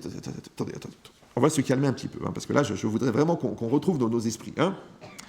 C'est un endroit qui s'appelait Refidim, d'accord? Il s'appelait Refidim. Donc Refidim, c'est un endroit, Refidim. Il y a Refidim, il y a Saint-Étienne, il y a Genève, il y a Saint-Maur. Maintenant tu dis, Maï Refidim, c'est quoi Refidim? Chez Rafou, parce que Rafou, Rifouille, c'est affaiblissement. Donc ils se sont affaiblis, comme ils se sont affaiblis, alors va y avoir Amalek. Comme ils se sont affaiblis dans la connaissance, comme ils se sont affaiblis dans l'étude de la Torah, alors il est venu Amalek. Tu dis, mais attends, mais je comprends pas, c'est un endroit qui s'appelait comme ça. Maintenant moi je vous prends au mot, on est entre vous et moi. Et au pire, j'ai raison, d'accord? Si à cet endroit-là, les Bnei Israël, au lieu de se relâcher dans la Torah, ils s'étaient renforcés dans la Torah, ils avaient appris tous le Talmud par cœur, ils s'étaient élevés dans la Kedusha et dans la sainteté, qu'est-ce qu'on aurait fait avec Refidim, chez Rafouillé Mina Torah? Convertissons-les, ils sont tous juifs, nous sommes tous juifs. Donc ça veut dire quoi? Il y a une seule vedette ici, Baba. Donc, détends-toi, c'est pas obligé de fumer. Donc ça veut dire quoi? Arrête. Donc ça veut dire quoi? Écoutez bien. Ça veut dire qu'on aurait pu lire le passouk différemment. Vous savez, le mot Refidim, oui, on peut le lire Redifim. Et c'est quoi Redifim? C'est Rodef. Rodef acharei Torah vers mitzvot. Tu dois poursuivre la Torah et les mitzvot. Alors moi, je vous le dis, hein, encore une fois, ça n'engage que moi. Et au pire, j'ai raison, au pire, ouais. C'est que si les bénis Israël à cet endroit-là, ils avaient la potentialité et ils avaient fait une teshuva extraordinaire et s'étaient renforcés par la Torah, ils seraient venus Rabbi Yeshua, il aurait dit Amar Rabbi Yeshua, Maï Refidim, Sheratfu Acharei Torah. Ils ont couru après la Torah. On n'aurait pas eu de problème. Ça va? Ça veut dire qu'écoutez bien, ça veut dire que chaque situation, chaque événement, chaque circonstance te donne l'occasion de faire le meilleur ou le pire. Comme de prendre la parole ou de te taire, c'est un choix. D'accord? Oui? Il dit cette logique-là, c'est quoi? C'est qu'une personne comprend que le potentiel, il est là. Ça veut dire qu'avec cette femme-là, tu peux faire le bonheur, tu peux faire le paradis sur terre, ou tu peux faire le Gehinam, la mort que tu veux plus rentrer chez toi, et c'est la même femme. Il n'y a pas des gentilles femmes et des mauvaises femmes, c'est pas vrai. Il n'y a pas des bons produits et des mauvais produits. Il y a des bons vendeurs et des mauvais vendeurs. L'autre, il a fait des milliards avec une poubelle. Il avait un produit poubelle. Il a fait des milliards parce qu'il est bon vendeur. L'autre, il était dans une école pourrie, mais il a formé des élèves de folie. L'autre, il avait une école de super classe, 19 étoiles, et chaque élève, il est sorti débile et névrosé.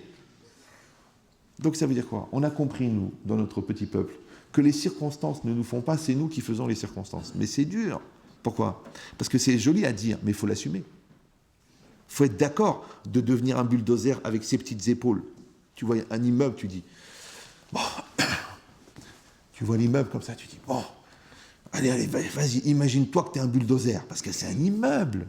Quand il faut déplacer la lourdeur, quand il faut échapper au tsunami de la haine, quand il faut rester intelligent dans une société qui te pousse à devenir brêle. C'est comme si t'es un homme seul devant une vague de 60 mètres de haut. Vous savez que cette génération, elle a créé le diabète, vous savez ça?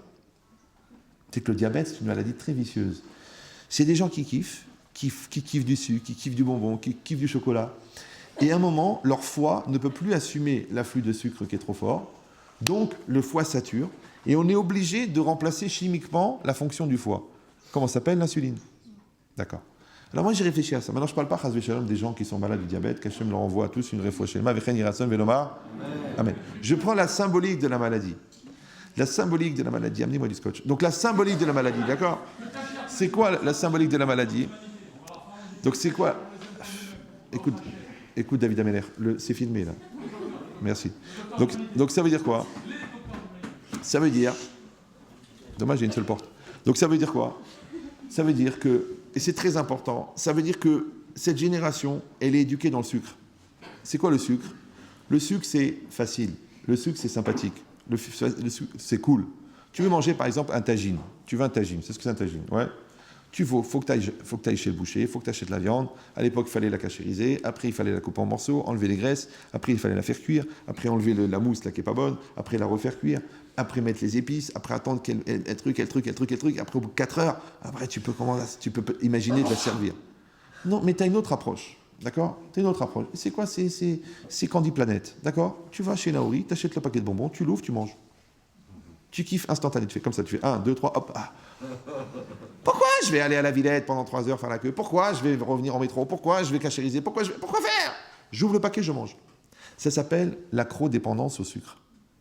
Après, on te met des films débiles. Donc, jamais tu réfléchis. D'accord? Parce que c'est facile, c'est sympathique. D'accord. Après, tu lis des livres débiles. Après, tu regardes des journaux débiles. Après, tu as des activités débiles. C'est un truc qui s'appelle Facebook, c'est très connu, d'accord? Ouais, comment ça va? Qu'est-ce que t'as mangé à midi? Mais attends, j'étais avec toi. Mais quand même, qu'est-ce que t'as mangé? Ça a été l'école? Mais je suis dans ta classe. Oh, ouais, bon. Je dis, mais lis un livre. Oh non, ça me prend la tête. Mais réfléchis. Oh, laisse tomber. Bon, viens, on fait un peu de philosophie. Oh, c'est lourd. On fait du Talmud. Oh, c'est de l'araméen. Bon. Tu as choisi d'être Brel et tu vas réussir si tu veux, d'accord? Tout ça, c'est quoi? C'est la génération du sucre. C'est-à-dire qu'on prend du sucre. Le foie sature. À Bretagne, la foi, elle sature dans la facilité. Pourquoi? Parce que les efforts donnent la satisfaction. Mais le kiff donne du plaisir. Maintenant, celui qui est éduqué au plaisir ne sait plus faire des efforts. Donc, il n'a jamais eu le goût de la satisfaction. Donc, comme il n'a pas la satisfaction, il n'a pas la satisfaction d'être. Et comme il n'a pas la satisfaction d'être, il est obligé de reprendre du sucre pour combler le manque de joie qu'il a, puisque la joie, c'est la satisfaction d'être. Maintenant, quand tu ne te suffis plus des Candy Planet, tu es obligé d'utiliser d'autres type de bonbons. Des espèces de trucs. C'est pas du chocolat, c'est un truc. Ça se vend en bar comme ça. C'est ouais. Chaque fois que t'en parles, ils disent beuh, beuh, beuh. Il n'y a pas de beuh. D'accord? Mais en fait, qu'est-ce que t'as fait? T'as changé de sucre. Après, ça ne suffit plus. Bon, alors là, tu n'as qu'à jamais réussi à être un héros. Tu dis, bah, au moins j'ai l'héroïne. D'accord? Ouais. Donc, qu'est-ce que tu fais en vérité? Ça s'appelle la génération sucre. Écoutez bien. Mais cette génération sucre, elle vient de quoi? Parce qu'il n'y a pas eu la ligne qu'il faut avoir. Ouais. On te donne des valeurs, on te donne la Torah, on te donne la mitzvah, on te donne l'accomplissement, on te donne la prière, on te donne l'investissement, on te donne le travail sur soi, on te donne la remise en cause, on te donne la force d'affirmation, on t'oblige à être honnête, à être sérieux, à finaliser. Dans tes études, tu dois être un monstre. Dans ta yeshiva, tu dois être un puissant. Tu dois faire ce que tu as à faire. Si je t'ai pas donné tout ça et que je t'ai éduqué dans le sucre, d'accord? Tu redoubles, c'est pas grave, tu iras quand même à Nathalie en vacances. Tu as perdu ton blouson Redskin, c'est pas grave mon fils, je vais t'acheter un autre. Quand t'as pas l'heure, tiens, prends ma Breitling, d'accord? Donc l'enfant, il a tellement grandi dans le sucre, il a saturé du sucre. Maintenant, quand le foie ne fonctionne plus, c'est-à-dire que ta foie ne peut plus gérer l'apport de sucre, tu deviens accrodépendant. C'est quoi accrodépendant? Ça veut dire qu'on est obligé maintenant de remplacer le foie par de l'insuline. C'est quoi l'insuline? C'est qu'on va être obligé maintenant de te donner des cours et de te faire du moussard et de t'expliquer l'importance de la vie. Ouais. Et qu'est-ce que c'est le moussard? Le moussard, c'est quoi? C'est qu'on va faire passer des messages chez l'enfant pour qu'il comprenne qu'est-ce qui est important dans la vie. Alors qu'il aurait pu l'avoir directement par son éducation. Mais comme il ne l'a pas fait, comme les parents étaient laxistes, donc maintenant on est obligé de lui faire rattraper à son insu la ligne de conduite qu'il aurait dû avoir. Comment on appelle la ligne de conduite qu'on lui a fait avaler à son insu? Ça s'appelle l'insuline. C'est joli, non? J'ai trouvé à Milan dimanche soir. Comme quoi, il faut prendre du temps. D'accord. Mais c'est quoi l'idée? Non, Milan, c'est du temps, passe pas. Alors, non, il y a un temps de réaction. Donc, c'est quoi l'idée? Ça, c'est très important. Ça veut dire que, en fait, la vraie question, c'est pas l'événement. La vraie question, c'est pas le problème. La vraie question, c'est le terrain qui accueille le problème. Donc, les Bnei Israël avaient un doute. Alors, il est venu à Amalek. D'accord? Maintenant, attention, Amalek. Amalek, il vient pour combler le doute, ou Amalek, il vient pour confirmer le doute? Comment ça marche? Je vous explique. Vous savez que Amalek est un descendant de Esav. Vous êtes au courant? Et vous savez que l'ange de Esav, chaque peuple a un ange. Et l'ange de Esav, c'est l'Yetzerara. Vous suivez toujours. Donc l'ange de Amalek, c'est aussi l'Yetzerara. Maintenant, si l'ange de Esav et l'ange de Amalek, c'est le même et que c'est l'Yetzerara, donc ça veut dire qu'en fait, Amalek, c'est le représentant physique du Yetzerara. C'est le représentant réel, concret du Yetzerara. C'est-à-dire que quand on vient, on nous propose des choses débiles, du style épouser des hommes, épouser un chien, tout ça. Donc en fait, c'est la proposition qu'on n'aurait pas pu imaginer, mais qui est réelle. Regardez, là on est par exemple en 2014, d'accord? J'ai lu dans le journal, là, ils sont en train de se bagarrer pour un livre qu'ils ont mis à l'école, où les gens ils sont tous tout nus, tous à poil ou je sais pas quoi. Ouais. Mais c'est quand même bizarre, il y a des ministres, Il y a des gens qui réfléchissent. Ils sont en train de se bagarrer. Pourquoi? Parce qu'il y en a qui ont honte de dire mais c'est pas moral de mettre la grand-mère toute nue. Ouais, ça c'est la droite. Et les autres, la gauche, qui disent mais au contraire, tout le monde doit se mettre tout nu. Allez. C'est bizarre, ouais. Vous savez comment on dit la gauche en hébreu? Small. Et small, c'est le nom de l'ange de Touma. Il s'appelle Samer Mem Lamed Aleph Lamed. Small. C'est intéressant. C'est mais qu'est-ce que tu as besoin? Qu'est-ce que tu as besoin que le gosse, tu lui mets une image de sa grand-mère toute nue? Qu'est-ce que tu as besoin de lui montrer une institutrice toute nue? Mais à quoi ça sert? L'autre il dit non, c'est pour dire que l'habit ne fait pas le moine. Mais il a besoin maintenant de s'imaginer sa prof toute nue. Quand elle s'assoit sur la table, il fait comme ça. Toi, t'es saint d'esprit, non? Toi, t'as imaginé ta grand-mère toute nue, toi? Toi, t'as imaginé les rapports sexuels de tes parents? T'as imaginé ça ou non? Ou tu vas dire, bah écoute, faut jouer l'ouverture, c'est pas grave, ils sont grands, ils doivent être au courant de tout. Mais t'as pas compris. C'est pas que tu dois être au courant, pas au courant. C'est que c'est des choses qui doivent pas apparaître. Ah, pourquoi faire? Pourquoi faire pour détruire la pudeur de quelqu'un, pour détruire la candeur de quelqu'un, pour détruire la pureté d'un enfant? À quoi ça sert? Pourquoi faire? Au nom du libéralisme. Comprenez ou non? Mais c'est quoi? Alors à ce moment-là, il faudrait manger la cervelle dans la tête des gens qui sont encore vivants, au nom de l'égalité de goûter à tout. C'est quoi la limite? Il n'y a plus de limite. Donc c'est quoi l'idée? Maintenant, encore une fois, moi je ne parle pas de politique, ça ne m'intéresse pas. Moi c'est juste pour vous montrer qu'une tendance, quand elle n'est pas gérée, quand elle n'est pas moralisée, jusqu'où elle peut. C'est qu'ils ont tellement voulu faire une société qui n'était pas morale, parce qu'ils en ont eu marre de la morale qui était imposée par le clergé. Donc ils ont fait une société qui était amorale, tellement qu'ils l'ont voulu amorale qu'elle est devenue immorale. Vas-y, va gérer maintenant. D'accord? Qui sont obligés d'expliquer aux enfants que les garçons, les filles, c'est la même chose, et que... Je crois pas, ça fait 2000 ans ça fait 5000 ans que ça fonctionne bien. Pourquoi tu veux maintenant qu'on mélange tout? Ouais. Encore une fois, moi je m'en fiche, moi ils font ce qu'ils veulent, et c'est pas grave qu'ils peuvent se cumuler, s'intervertir, s'interpénétrer, que ça change. Ouais. Mais moi l'idée c'est simplement de dire, c'est quoi la tendance de la société et comment est-ce que nous on s'inscrit par rapport à ça? Alors cette logique c'est quoi? C'est que notre affirmation à nous, notre clarté à nous, notre façon de voir à nous, est-ce qu'elle est forte, est-ce qu'elle est claire, est-ce qu'elle n'est pas claire? Donc maintenant moi je vois dans la vitrine un produit, je dis c'est marrant qu'ils vendent ça, ça veut dire qu'il y a des clients qui l'achètent, ça veut dire que la réalité elle me renvoie en fin de compte mes manques et mes besoins. Maintenant on a dit puisque Amalek c'est quoi? C'est le descendant de Esav. Et que Esav, c'est le pendant de Yaakov, vous avez bien compris. Et que le Yetzer Hara, lui, c'est lui qui fait fonctionner Esav et qui fait fonctionner Amalek. Et que Amalek, il a attaqué les bénis Israël quand ils étaient Béréphidim.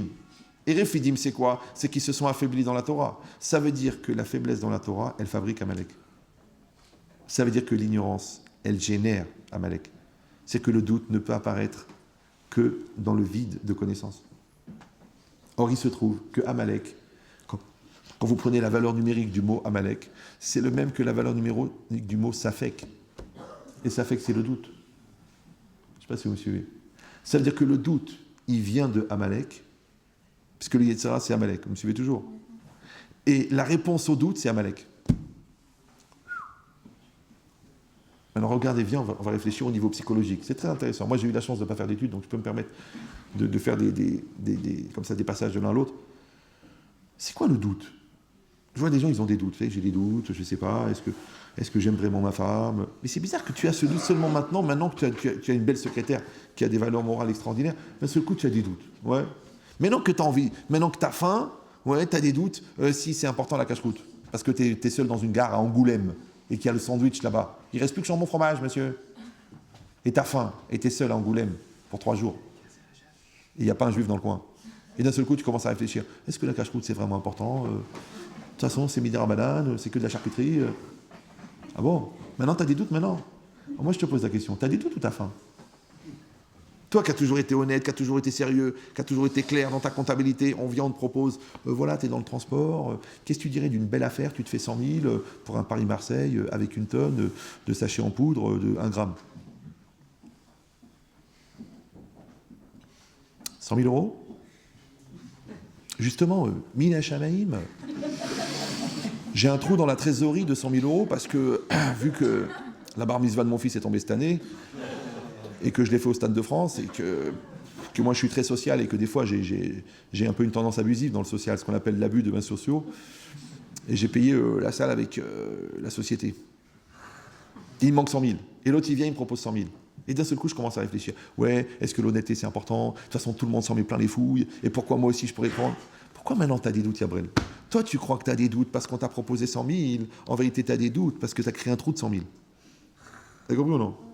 Toi, tu crois que la voisine, elle est plus intelligente, elle est plus sympa que ta femme. C'est pas qu'elle est plus sympa que ta femme. C'est que toi, tu as cassé l'image de ta femme. Parce que ça fait 10 ans que dans ta tête, tu penses qu'elle est khmara. Et tu dis qu'elle est khmara. Et tu vis qu'elle est khmara. Alors maintenant, tu l'as tellement rendue khmara que l'autre, elle est devenue une valeur. Donc, qu'est-ce qui a rendu belle ta secrétaire? L'idée que tu t'es fait de ta femme. Qu'est-ce qui a rendu bête ton fils? L'idée que tu t'es fait du fils de ton voisin. Tu dis, lui, il est sérieux, lui, il est bon. Combien? À chaque fois que ton fils il t'amène un truc, tiens, papa, j'ai eu 14. Combien il a eu Cohen? Papa, je suis beau comme ça, moi, qu'est-ce que tu me demandes? Non, mais d'accord, bon, toi, c'est pas grave. Mais combien il a eu Cohen? 18, tu vois Cohen? T'as compris? Ah, regarde, apprends, Yarbel, Yahbar! Va, reste à côté de lui, va, triche! Fais comme ton père. Il dit, mais papa, j'ai eu 14, regarde, j'avais 2 de moyenne. Voilà, maintenant j'ai eu 14, grâce à Dieu, j'ai bossé comme un fou. J'ai eu 14. Mec, tu m'embêtes avec ton 14, Yahman, crève, allez, va, dégage. Amène-moi des 18, amène-moi des 19, amène-moi des 20 plus 2. Comme Cohen. Toi, Bokobza. C'est quoi ça? 10, 14. Ça veut rien dire 14, c'est même pas une note, c'est rien. C'est un souvenir d'appréciation. Ouais. Il va pas se pendre, ce gosse-là. Il ne va pas réfléchir lui aussi qu'il habite au 8e étage et qu'il y a une solution. Donc il lui dit, ouais, cervelle d'oiseau. Cervelle d'oiseau. Il va s'envoler le petit oiseau, Hazbe Shalom, ouais. Et c'est quoi l'idée, Rabotai? Donc ça veut dire qu'en fait, c'était pas l'agression en elle-même, c'était le vide qu'il y avait à l'intérieur. C'était pas la voisine, c'était le vide qu'il y avait dans ton couple. C'était pas Amalek, c'était le vide qu'il y avait dans ta connaissance. Ça veut dire que le Yetzer Hara, il crée le doute. Pourquoi? Parce que c'est quoi un doute? Un doute, c'est quoi? C'est quand toi, tu es en double situation. Ouais, c'est quand toi, tu es un pied ici, un pied là. Moi, je connais l'histoire. Lequel il m'appelle. Il me dit, Rabbi Chitrit, j'ai un gros problème. Bon, écoutez, je suis marié depuis 15 ans et puis là, j'ai fait une grosse bêtise. Bon, s'il me dit juste une fois, j'ai fait une grosse bêtise, je me dis, le gars, bon, il a regardé un film bizarre. S'il me dit, j'ai fait une très grosse bêtise, je dis, bon, il n'était pas seul quand il a regardé. Ouais. S'il me dit, j'ai fait une très très grosse bêtise, j'ai compris que c'est lui qui était dans le film. Bon, ouais. Pourtant, j'ai rien dit, hein, d'accord. Alors je lui dis, c'est quoi le problème? Il me dit, ben voilà, j'ai fait une grosse bêtise avec ma secrétaire, ou là, avec une stagiaire, ou là, d'accord. Je dis alors, il dit, ben, j'ai un deuxième problème, c'est que ma femme est au courant. Je dis, bon, peut-être que le deuxième est pire que la première. D'accord. Je dis, alors qu'est-ce que tu veux maintenant? Il me dit, maintenant j'ai un problème parce que je ne sais pas comment. Maintenant, j'ai une femme extraordinaire, et chez Trahil, elle a élevé mes 4 enfants, elle m'a préparé les Shabbats, elle a supporté mon caractère, et ma mère pendant 17 ans à la maison. Et d'un autre côté, j'ai cette petite jeune qui est toute fraîche, qui est toute belle, qui est extraordinaire, qui est fine, qui est vivante, qui est sympathique, qui est rigolote, qui a un corps magnifique, d'accord? Alors, je ne sais pas quoi faire. Je dis, mais c'est évident. Là, l'autre, elle est là depuis 22 ans. L'autre, elle vient d'arriver, bien qu'elle a 22 ans. Je dis, les portes de saloon, ça s'ouvre dans les deux sens. Hop, hop, Baruch Habba, Baruch Habba. Comment on dit en français? Bienvenue ailleurs. Il me dit, mais comment je peux lui annoncer? Comment je peux lui briser le cœur? Je brisais le cœur. Celle-là, elle t'a donné 4 enfants, ça fait 22 ans qu'elle est là, qu'elle supporte ton haleine. Et tu n'as pas peur pour son cœur. Et l'autre qui vient d'arriver, c'est pas grave. Dans une semaine, elle t'a oublié, tu l'envoies là une semaine, c'est fini. D'accord? Ouais, mais quand même, je sais pas comment faire. Je dis, regarde bien, écoute-moi bien. Je lui dis, moi, je savais depuis le départ ce qui allait se passer. Moi, je savais que tu allais rencontrer quelqu'un. Et je savais qu'elle allait être exactement ce que ta femme ne te donne pas. Et je savais que ta femme, elle est au courant. Et je savais que tu allais déchirer en deux entre choisir entre l'une et l'autre. Pourquoi? Parce que le but final du Yetzer Hara, c'est pas la faute. Le but final, c'est te mettre en situation de doute. Maintenant, tu es menotté avec les locomotives, ta maîtresse, et tu es menotté avec ta femme et tes enfants. C'est les wagons. Et le train, il démarre. C'est très très difficile d'être pris entre deux et d'être bloqué dans cette position. Ça vous rappelle quelqu'un? C'est un gars aussi qui avait des doutes, un gars de chez nous. D'accord. Mais c'est quoi l'idée? Ouais. C'est très important. C'est qu'une personne, il doit savoir exactement que la situation, elle était déjà préparée depuis le départ. C'est-à-dire que le Yetzer Hara, encore une fois, qu'est-ce qu'il fait? Il te met en situation de doute parce que le doute, ça tue. Le bien, on l'accepte. Le mal, on l'assume. Mais le doute, ça tue. Imagine quelqu'un, il a découvert que sa femme l'a trompé. Il dit, bon, écoute, Kapara, qu'est-ce que je fais? Elle m'aime plus, on va divorcer, s'il est un peu sérieux. Sinon, il dit, je vais la faire payer ses races pendant 10 ans. D'accord. Mais le gars, il dit, bon, écoute, j'ai pas été à la hauteur, ou je sais pas où elle a eu un vent de folie. Bon, elle m'a trompé. D'accord. Le contraire, l'autre, Baruch Hashem, jamais. La femme, elle l'a pas trompé, tout est bien, tout est clean, tout est super, c'est super. Mais si le gars, il a des doutes, quand elle rentre à la maison, elle fait la tête, il s'approche un peu, allez, casse-toi. Et pour sortir, Madonna, une star. Quand elle sort, elle est contente, elle est heureuse, et quand elle est à la maison, elle fait la gueule. Elle a mis un mot de passe sur ses emails, elle efface ses textos. Tu dis, c'est bizarre l'ambiance. Il a des doutes. Évidemment, elle ne va pas lui dire. Donc lui, il devient parano. Où tu vas? Pourquoi tu éteins ton portable quand tu es avec tes copines? Arrête de me saouler, mais tu étais devenu jaloux, quoi. La Gemara, elle dit que Hachem, il prévient le mari quand c'est la femme qui fait des bêtises, et Hachem, il prévient la femme quand c'est le mari qui fait des bêtises. C'est-à-dire que la femme qui n'a jamais de sa vie, elle a regardé les textos de son mari, un jour elle dit, tiens, tu sais quoi, je vais regarder. La seule fois, sur 12 ans d'adultère, où il n'a pas effacé les textos. Il restait un texto. Je t'embrasse partout, merci pour cette nuit merveilleuse, Catherine. Alors elle tombe par terre. Elle dit, comment? Le père de mes enfants, l'homme de ma vie, je lui ai tout donné. Qui c'est cette Catherine? En fait, c'est Katrina. C'est une catastrophe très très connue. D'accord. Elle voit le texto. Elle dit, je suis dans un autre monde. Là, le monde, il s'écroule. La vie, elle tombe. Mais j'existe plus. Surtout qu'elle sait qu'elle s'appelle pas Catherine. Elle s'appelle Frecha. Donc, elle sait que c'est pas elle qui a écrit le texto. Ouais. Alors, lui, il rentre du travail. Elle lui dit, Makhlouf. Un couple. Makhlouf et Frecha, très très connus. Je préfère garder l'anonymat. Je lui dis, dis-moi, elle lui dit, dis-moi chérie, c'est quoi ce texto? C'est une blague qu'on se fait entre copains, on s'envoie des textos bizarres et tout. Maintenant, écoutez-moi bien. Hein. Si vraiment il l'a trompée, elle est prête à accepter. Elle dit, bon, c'est pas grave, mon père aussi, d'accord. Si c'était qu'elle n'a pas trompé, elle accepte. Baruch Hashem, son mari, il est sérieux. Mais si elle ne sait pas, elle meurt. Vous avez compris ou non? Le doute, ça tue. Maintenant, je vous dis le secret. Tu as un doute si ton beau-frère, il vole dans la caisse. Tu n'arrives plus à travailler. D'accord? Tu as un doute si ton fils, il te ment. C'est un truc bizarre dans les écoles juives. Les enfants n'ont jamais de devoir. Tu travailles pas? Il n'y a pas de devoir. Le prof, il est mort. Ils ont annulé le cours. On était en perme toute la journée. C'est la grève des taxis. Je comprends pas. Je paye 450 € par mois, il n'y a jamais de devoir. C'est un phénomène bizarre. Mais bon, grâce à Dieu, il passe de classe, mais tu sais pas comment. Ou il passe mention passable, il passe en dessous, ou alors tu l'aides avec une enveloppe, un coussin. C'est marqué en haut du livret, c'est marqué GD, ça veut dire grand donateur. D'accord. Mais toi, tu meurs de ne pas savoir qu'est-ce qu'il fait. Tu meurs de ne pas savoir qu'est-ce qui se passe. Tu meurs de ne pas comprendre. Ouais. Alors qu'en fait, c'est le contraire. Si vraiment tu sais qu'il est tordu, tu l'acceptes. Si tu sais qu'il est tzaddik, tu dors tranquille. Mais si tu ne sais pas, tu deviens fou. Alors je lui dis, Amalek, c'est la gamatria de Safek. Safek, c'est le doute. Maintenant, qu'est-ce qu'il fait lié de ça? Il crée le doute. Et quand il crée le doute, tu es paralysé. Tu vois. Tu peux ni aller par là, tu par là. Ouais. Qu'est-ce que tu fais? Tu fais de la peine à ta maîtresse. Tu détruis ta femme. Qu'est-ce que tu vas faire? Qu'est-ce que tu vas faire? Tu sais pas l'enfant. Si tu l'accuses et que c'est faux, tu le détruis. Ouais. Si tu l'accuses pas et que c'est vrai, tu le laisses pourrir. Donc rappelez-vous, qu'est-ce qui fait lié de ça? Il crée la situation du doute. Ouais. Et le doute, il bloque l'histoire. Maintenant, la seule manière de trancher le doute, comme on dit en français trancher, c'est l'ifsok, c'est posek. C'est quoi? C'est que numéro 1, tu n'as pas créé le terrain en a priori, et numéro 2, que tu tranches. C'est pour ça que c'est marqué Barati lecha yetzerara. La Gemara dans Kiddushin d'Aflamet Bet, elle dit Barati lecha yetzerara, Barati lecha Torah tavlin. J'ai créé le yetzerara, j'ai créé la Torah en médicament. Alors la Gemara, elle dit c'est comme si quelqu'un il a une plaie sur le bras, d'accord, et on lui donne un médicament, un cataplasme. Maintenant, Kolzman She'ariti Alamaka, la Gemara dit tout le temps que le médicament, le cataplasme est sur la plaie, tu n'as pas de problème. Tu peux aller dans le chaud, dans le froid, tu peux faire ça, il n'y a pas de problème. D'accord?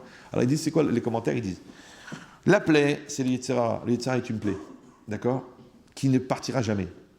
Par contre, le médicament, c'est quoi? C'est la Torah. Quand tu mets la Torah, c'est-à-dire quand tu mets la Torah, et pas seulement que la connaissance, mais tu mets la maturité, parce qu'il y a des gens qui ont étudié la Torah, mais ils n'ont pas changé. Oui, il est rentré. Avant la teshuva, il fumait des shit. Après le teshuva, il continue à fumer des shit. Et ouais, il dit j'en ai besoin pour faire les tosfot. D'accord? Non, tu as besoin de la Torah pour changer. Pour changer. Parce que c'est marqué Talmidei Chachamim Lomdim Torah ou Mitromemim. Il s'élève. Maintenant, si quelqu'un il grandit pas, s'il ne s'élève pas avec la Torah, c'est dommage pour la Torah qu'il a appris. D'accord? C'est comme si quelqu'un on lui donne un tremplin pour sauter 3 mètres et le mec il s'en sert pour sauter 1 mètre. Mais c'est un tremplin. C'est un tremplin. Cours, vas-y, explose le tremplin. Non, tu sais, moi je vais y aller doucement, je vais à mon rythme. Attends, c'est comme si tu es à la bourse, on te dit clique là, tu prends 1 million. Tu dis non, je vais commencer par 10 euros. Mais c'est du garanti clique. Mais vas-y clique, je te dis, je suis Soros, je suis le chef du mondial de la bourse, de la spéculation boursière. Je te dis, tu tapes ici, tu prends 1 milliard. Non, tu sais, on va y aller doucement, je vais prendre déjà 10 euros. C'est bon, je suis crédité là. Alors, je vais prendre encore 10 euros. Mais le mec d'à côté, il a 4 milliards déjà. Bon, mais je vais encore prendre 10 euros et encore 10 euros, mais après, il prend 1 milliard. C'est pareil. Tu es à l'Yeshiva, mais grandis. Vas-y, profite pour grandir. Tu dis non, je vais à l'Yeshiva parce que c'est important, parce qu'il faut étudier, parce qu'il y a de l'ambiance, parce que le rabbin est sympathique. Mais d'accord, mais tu es là-bas, mais déjà grandi. C'est pareil, tu es à la fac. Alors bosse. Non, tu sais, la fac, ça sert à rien. De toute façon, en fin de compte, t'as vu. Mais tu es déjà à la fac, Yabrel. Mais tu es dans le resto, travaille. Ouais, mais à quoi ça sert de travailler? De toute façon, il m'exploite, de toute façon, il ne me paye pas. Mais il va te renvoyer, Yabrel, puisque tu ne travailles pas. Donc tu es au sport, fais du sport. Ça veut dire quelqu'un, s'il n'utilise pas la réalité qui est devant lui, la réalité ne lui sert à rien. Maintenant, comment il sait que la réalité ne lui sert à rien? Parce qu'il est dans le doute. Et le but final du Yetzirah, c'était le doute. Or, quand c'est marqué d'où est-ce qu'il est venu le doute, Vayavo Amalek, Vayilachem im Israël Berefidim. Il a attaqué les bénis Israël quand? Ou à Refidim. C'est quoi Refidim? Chez Rafouille et Dehem, ils ont rabaissé. Or, quand est-ce qu'il a attaqué Amalek? Ça, je vous l'ai dit 1 million de fois, mais je peux vous le répéter parce que je vois qu'il y a pas mal de nouveaux. Et puis, au pire, pour ceux qui sont déjà là, ça leur fera une. Parce que moi-même, j'assiste à toutes mes conférences et grâce à Dieu, je comprends de mieux en mieux. On a expliqué déjà 1 million de fois qu'il y a 3 périodes. Il y a une période qui s'appelle l'enfance, une période qui s'appelle l'adolescence et une période qui s'appelle l'adulte. Les bénis Israël sont passés par 3 étapes. Une étape qui s'appelle l'Égypte, une étape qui s'appelle le désert et une étape qui s'appelle la terre d'Israël. D'accord? Maintenant, les bénis Israël ne pouvaient pas aller directement d'Égypte en Eretz Israël. Il a fallu qu'ils passent 40 ans dans le désert. Pendant 40 ans dans le désert, qu'est-ce qu'ils ont fait? Ils ont été formés et ils ont reçu la Torah. Maintenant, l'Égypte, c'est quoi? On a expliqué déjà 1 million de fois. Mitzrayim, c'est l'Égypte. Mais Metzarim, en hébreu, c'est les limites. Parce que l'Égypte était une immense prison. Le roi d'Égypte, comment il s'appelle? Paro, P, Resh, Aïn, et. C'est les mêmes lettres que P, Ra. P, Ra, c'est la mauvaise bouche. C'est pour ça qu'on fête la mort de Paro à P, Sar. La bouche qui parle. C'est la bouche qui parle bien, ouais, pour raconter comment on est sorti de l'Égypte de Paro, de la mauvaise bouche. C'est? Ah, j'ai bien fait de venir. Bon, donc. Maintenant, quand Akadosh Baruch Hu, il nous a sortis d'Égypte, d'accord? C'est-à-dire qu'on nous a sortis de nos limites, parce qu'on était en Égypte. Maintenant, c'est quoi l'Égypte? L'Égypte, on a dit, c'est une prison, ouais, dans laquelle tu es enfermé. C'est quoi l'enfance? C'est quoi l'enfance? Tu es prisonnier de ton âge, tu es prisonnier de l'école, tu es prisonnier de tes nerfs, tu es prisonnier de tes capacités, tu es prisonnier de ton corps, tu es prisonnier de tes pulsions, d'accord? Tu es prisonnier de ton entêtement. Par exemple, il y a des gens qui sont têtus. Ils sont prisonniers en vérité. Ils n'ont pas l'élasticité de dire je me suis trompé. Non. Ouais. Ils sont jusqu'au boutiste. D'accord? Donc ça veut dire quoi? Ça veut dire que la personne, elle est enfermée dans son Égypte parce qu'elle écoute le Yetzirah. Elle écoute. Maintenant, qu'est-ce qu'il fait Hachem? Il le fait sortir d'Égypte. Mais il ne rentre pas directement dans Eretz Israël. Il passe dans le désert. Si le passage en Égypte, il correspond à l'enfance, et si le passage en Israël, il correspond à l'adulte, d'accord? Maintenant, vous avez remarqué que Amalek n'a pas attaqué les bénis Israël quand ils étaient en Égypte, il ne les a pas attaqués quand ils étaient en Israël. C'est que le Yetzirah, il ne t'attaque pas quand tu es un enfant, il ne t'attaque pas quand tu es un adulte, il attaque quand tu es dans le désert. C'est quoi le désert? L'adolescence. Pourquoi? Parce que tu n'es plus un enfant, mais tu n'es pas encore un adulte. Tu te sens seul, tu as envie de faire la révolution. Ouais, tu veux être Che Guevara, tu veux apprendre des trucs, tu veux gagner des milliards, et tu veux t'amuser avec toutes les filles du monde, et tu découvres le sexe opposé, tu as envie de refaire le monde. C'est la crise d'adolescence. La crise d'adolescence, c'est quoi? C'est la déchirure entre la fin du monde de l'enfance et l'obligation de rentrer dans le monde de l'adulte. Maintenant, l'école, elle était censée t'apprendre la liberté qui est acquise à travers les limites. Ça va? C'est que toutes les limites de l'école, c'est fait pour t'apprendre la liberté. Mais celui qui ne supporte pas les limites, la liberté devient un emprisonnement. Parce qu'il croit qu'on l'oblige, parce qu'il croit qu'on le stresse, parce qu'il croit qu'on décide pour lui. En vérité, c'est son Yetzirah qui décide pour lui. Maintenant, quand tu as cassé ton Yetzirah, après tu peux facilement rentrer dans le monde des adultes. Quand tu ne l'as pas cassé, c'est lui qui va choisir pour toi dans quel monde tu vas aller. Maintenant, Amalek, il a attaqué les bénis Israël quand ils étaient dans le désert. Donc le Yetzirah, il s'attaque aux adolescents parce qu'il sait que c'est une période qui va décider le reste de leur vie. Parce qu'entre l'âge de 15 et 20 ans, 25 ans, tu choisis ton niveau intellectuel, si tu bosses à l'école et si tu ne fous rien, ton niveau professionnel, ton niveau spirituel, si tu fais tes chouvas, si tu fais de la yeshiva, si tu ne fais pas de la yeshiva. En fonction de ça, les gens que tu côtoies, parce que c'est très rare qu'un type qui sort de l'ENA, il côtoie un BEP mécanique de l'Orte. C'est très rare, ouais. Après, en fonction des gens que tu côtoies, la personne que tu épouses, et en fonction de la personne que tu épouses, les enfants que tu auras. Donc, dans une période aussi importante, c'est pas le moment d'être dans le coma. Maintenant, si juste dans cette période-là, j'ai pas réfléchi, je ne me rends pas compte, ça me prend la tête, ça me saoule, j'ai pas envie, laisse-moi tranquille. Mais c'est dangereux, parce que attention, si tu ne connais rien, tu seras un ignorant. Mais si tu apprends et tu vas pas au bout de ta connaissance, c'est-à-dire que tu ne deviens pas autonome, tu vas être dans le safek. Et les gens, ils deviennent fous. Moi, je les vois. Qu'est-ce que je fais? Est-ce que je fais ça? Est-ce que je fais ça? Est-ce que je choisis une fille comme ça? Une fille comme ça? T'es religieux? Prends une religieuse. T'es pas religieux? Prends une pas religieuse. Tu vas être très heureux, vous allez grandir ensemble, vous allez évoluer. Oui, mais je sais pas, parce qu'au fond de moi, je sais qu'il me faut une fille de séminaire. Mais d'un autre côté, je veux une fofolle, je veux une Jennifer qui monte sur le bar et qui danse toute nue. Mais tu dois décider, dis-moi ce que tu veux. Mais j'en sais rien ce que je veux. Je te dis pourquoi tu ne sais pas ce que tu veux. Tu sais pourquoi? Parce que le vœu, c'est la volonté. La volonté, c'est l'énergie qui sort de la neshama. Mais qui c'est qui gère le jeu? Le jeu. Ça va? Mais si tu n'as pas construit le jeu, si tu n'as pas appris à connaître le jeu, si tu n'as pas maîtrisé le jeu, si tu n'as pas compris à l'intérieur du jeu qu'il y a un jeu bon, un jeu mauvais, donc si tu fais le jeu de ton jeu, tout le monde perd à ce jeu-là. C'est que si tu n'as pas profité de ta Torah pour devenir adulte, si tu n'as pas profité de l'école pour te structurer, tu vas être un déstructuré ignorant, un invertébré cérébral. La vie, elle va être compliquée. Parce que toute la vie, quand tu vas aller dans un sens, tu diras, peut-être que j'aurais dû faire autre chose. Mais ça vient de quoi? Vous savez, moi, je n'ai pas fait d'études de psychologie, mais j'en ai suivi des psychopathes. Ouais.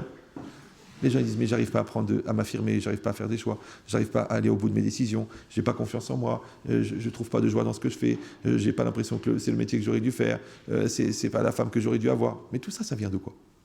Mais d'où ça vient, ça? Rabotaï, il ne faut pas démouler le gâteau tant qu'il n'est pas cuit. Vous avez vu la gueule d'un gâteau démoulé? Maintenant, il est bon, hein, tous les ingrédients sont bons. Mais tu as vu la tranche qu'il a? Tu l'as démoulé trop tôt. Alors, c'est quoi le moule? C'est quoi le moule? Le moule, c'est la structure. Et c'est quoi le feu? C'est la tendresse. Quand l'enfant, il a la tendresse et la structure, ça va aller. Mais attends qu'il finisse de cuire. Mais des fois, il y a des enfants qui veulent sortir de la structure. Ils vont être mal démoulés. Il y a tout le fond qui est resté au fond du gâteau, au fond du moule. Alors toute leur vie, ils essaient de rattraper. Comment je vais faire? Mais on a le droit d'avoir du caractère. On a le droit d'être intelligent. Moi aussi, je n'étais pas foncièrement débile quand j'étais jeune. Oui. Mon prof de philo, il me donnait entre 35 ans et 55. Pourtant, j'avais 17 ans. Mais ce n'est pas pour autant que j'étais brêle. J'ai compris qu'il y avait des étapes. J'ai compris qu'il ne faut pas mélanger les blancs d'œufs avec le jaune d'œuf. Quand tu bats le blanc d'œuf, ça fait des œufs, je ne sais pas comment ça s'appelle. Des œufs en neige. Et quand tu bats le jaune d'œuf, ça fait un jaune d'œuf battu. Mais tu dis, mais je ne comprends pas, puisqu'à la fin, je vais mélanger le blanc d'œuf avec le jaune d'œuf. Alors j'ai qu'à les mélanger ensemble. Eh bien, le blanc d'œuf, il ne monte pas. Voilà, ça. Donc maintenant, tu vas bien faire ton secondaire. Après, tu vas bien faire ta yeshiva. Après, tu vas bien faire ton shidour. Après, tu vas bien faire ton mariage. Après, tu vas bien faire ton enfant. Toi, tu dis, non, moi, je fais l'enfant sans la connaître. Après, je suis obligé de l'épouser parce qu'elle est enceinte. Après, toi, tu as mélangé le blanc d'œuf avec le jaune. Laisse les étapes. Laisse faire les étapes. C'est nécessaire. Mais en vérité, le plan du Yetzirah, depuis le départ, il était là-dedans. Vous avez compris ou non? D'abord, je te mets balle dans ta peau. Après, je te fais rencontrer la fille. Après que tu tombes amoureux, tu couches avec elle. Et après, tu dis, je ne l'ai jamais aimée. Et après, elle est enceinte. Et après, tu ne sais plus quoi faire. Est-ce que je l'abandonne avec un bébé parce qu'au fond je l'aimerais jamais, c'était juste un truc pour m'amuser un soir? Ou alors est-ce que je l'assume pendant toute ma vie parce qu'il faut être un homme, il faut assumer, mais bien je sais que je vais la haïr. Mais la vraie question c'est qu'est-ce que tu fais dans un lit avec une fille que tu n'aimes pas? Qu'est-ce que tu fais dans un lit avec une fille que tu n'as pas épousée? Ben écoute, tu sais, je suis pas tellement religieux. Mais t'es pas religieux, mais joue aux osselets, joue au Monopoly. T'as pas trouvé un autre jeu, toi, de superposer les arguments et de mettre à plat les questions? Ouais, mais c'est comme ça, Rav, vous savez, on est jeune, et puis l'autre, elle est attirante, et puis on est tout nu, on est excité, et puis... T'as compris à quoi ça sert maintenant la sniout, et les halachot, de pas être ensemble, de pas mélanger, de pas parler avec n'importe qui, de pas se prendre la tête, de pas... T'as compris maintenant? Maintenant que t'as 22 ans, et qu'il y a une fille enceinte qui t'attend devant la porte, et que tu lui dis enlève le bébé, t'as compris maintenant? Ou tu dis, je crois que j'aurais dû réfléchir avant. On sent que tu vas faire caca, mais on ne sait pas quoi. Ouais. Ah, bienvenue au club. Ah, tu vois que le cerveau, c'est pas une excroissance de l'estomac. C'est bien. Maintenant, les gens, ils confondent l'intelligence et la ruse. Vous savez quelle est la différence entre l'intelligence et la ruse? L'intelligence, c'est à long terme. La ruse, c'est à court terme. Il y a des gens comme ils sont malins. Ils sont malins. Ouais. Moi aussi, j'étais pas débile. Ouais. Mais je voulais pas être rusé. Je voulais pas être malin. Je voulais être intelligent. Maintenant, quand on a un petit peu de cerveau, d'être malin, ça prend 10 secondes. Mais d'être intelligent, ça prend 10 ans. C'est comme tu veux. Qu'est-ce que tu veux? Tu veux être malin ou intelligent? Maintenant, le malin, il fonctionne à court terme. Genre, il embrouille, il a trouvé un truc pour pas payer le PV. Mais au bout de 10 ans, on lui prend la maison. Mais lui, ça va, qu'est-ce que ça va. Eh bien, ils prennent la maison. Hein. Quoi, la maison? J'ai mis 10 ans à la payer. Ils vont la prendre. Hein. Oh, mais c'est pas possible. Oh, qu'est-ce que... pourquoi? Allez, monsieur, s'il vous plaît. Hein. Nous, on n'est que les huissiers, on est là pour prendre. Ah, maintenant qu'il a eu la saisie, c'est maintenant qu'il a saisi. Pourtant, on lui a envoyé un commandement de payer, 2 commandements, 3 commandements. Ah, 613 commandements, il n'a pas compris encore.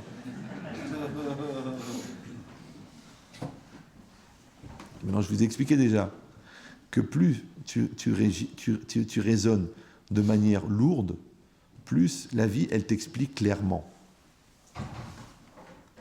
Vous avez compris ou non? C'est-à-dire qu'il y a des gens, ils attendent de recevoir la lettre d'avocat pour se demander s'ils ne devraient pas faire des efforts dans leur couple. L'autre, il attend de trouver des seringues en dessous du lit de son fils pour demander est-ce qu'il ne devrait pas l'éduquer.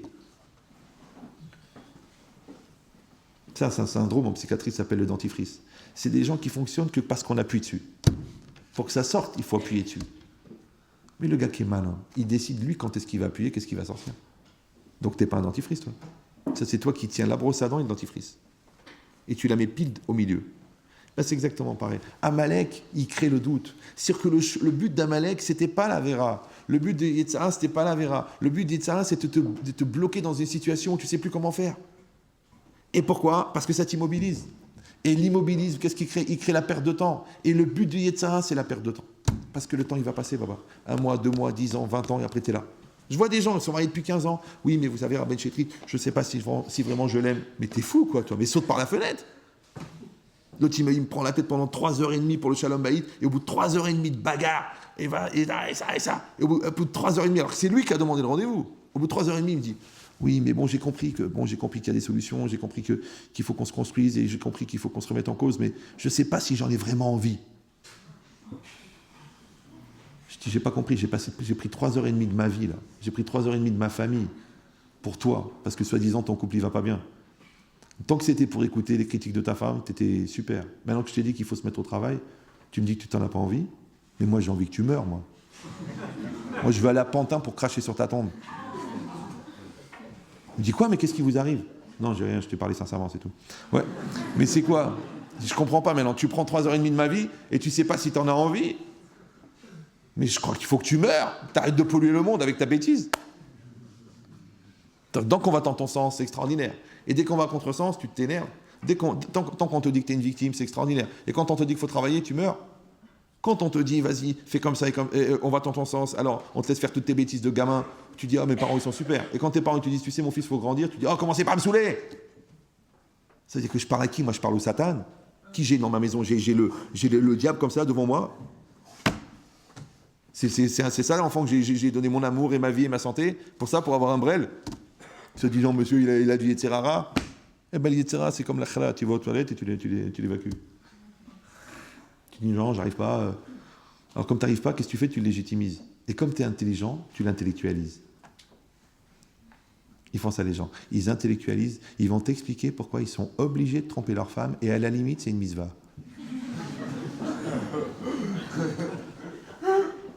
Je suis à la yeshiva, mais je suis obligé d'avoir une copine, c'est du sanitaire. Mais comment tu peux évoluer dans la Torah si tu fais le contraire? Non, mais je vais m'arranger avec le bon Dieu. Oui, c'est lui qui va t'arranger.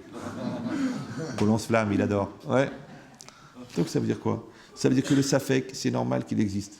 Et le safek, c'est important, et le safek, c'est bien. Mais il y a deux genres de safek. Il y a le doute qui te fait grandir, et il y a le doute qui te détruit. Il y a le doute qui t'oblige. Moi aussi, j'ai des doutes. Moi aussi, je réfléchis. Moi aussi, j'ai 52 ans et je me demande comment ça fonctionne, qu'est-ce qu'il veut le bon Dieu, comment ça marche. Mais pourquoi je pose la question? Parce que je veux les réponses. Je construis ma émouna, je construis ma croyance, je construis ma force, je construis mon couple, et j'assume, et je grandis.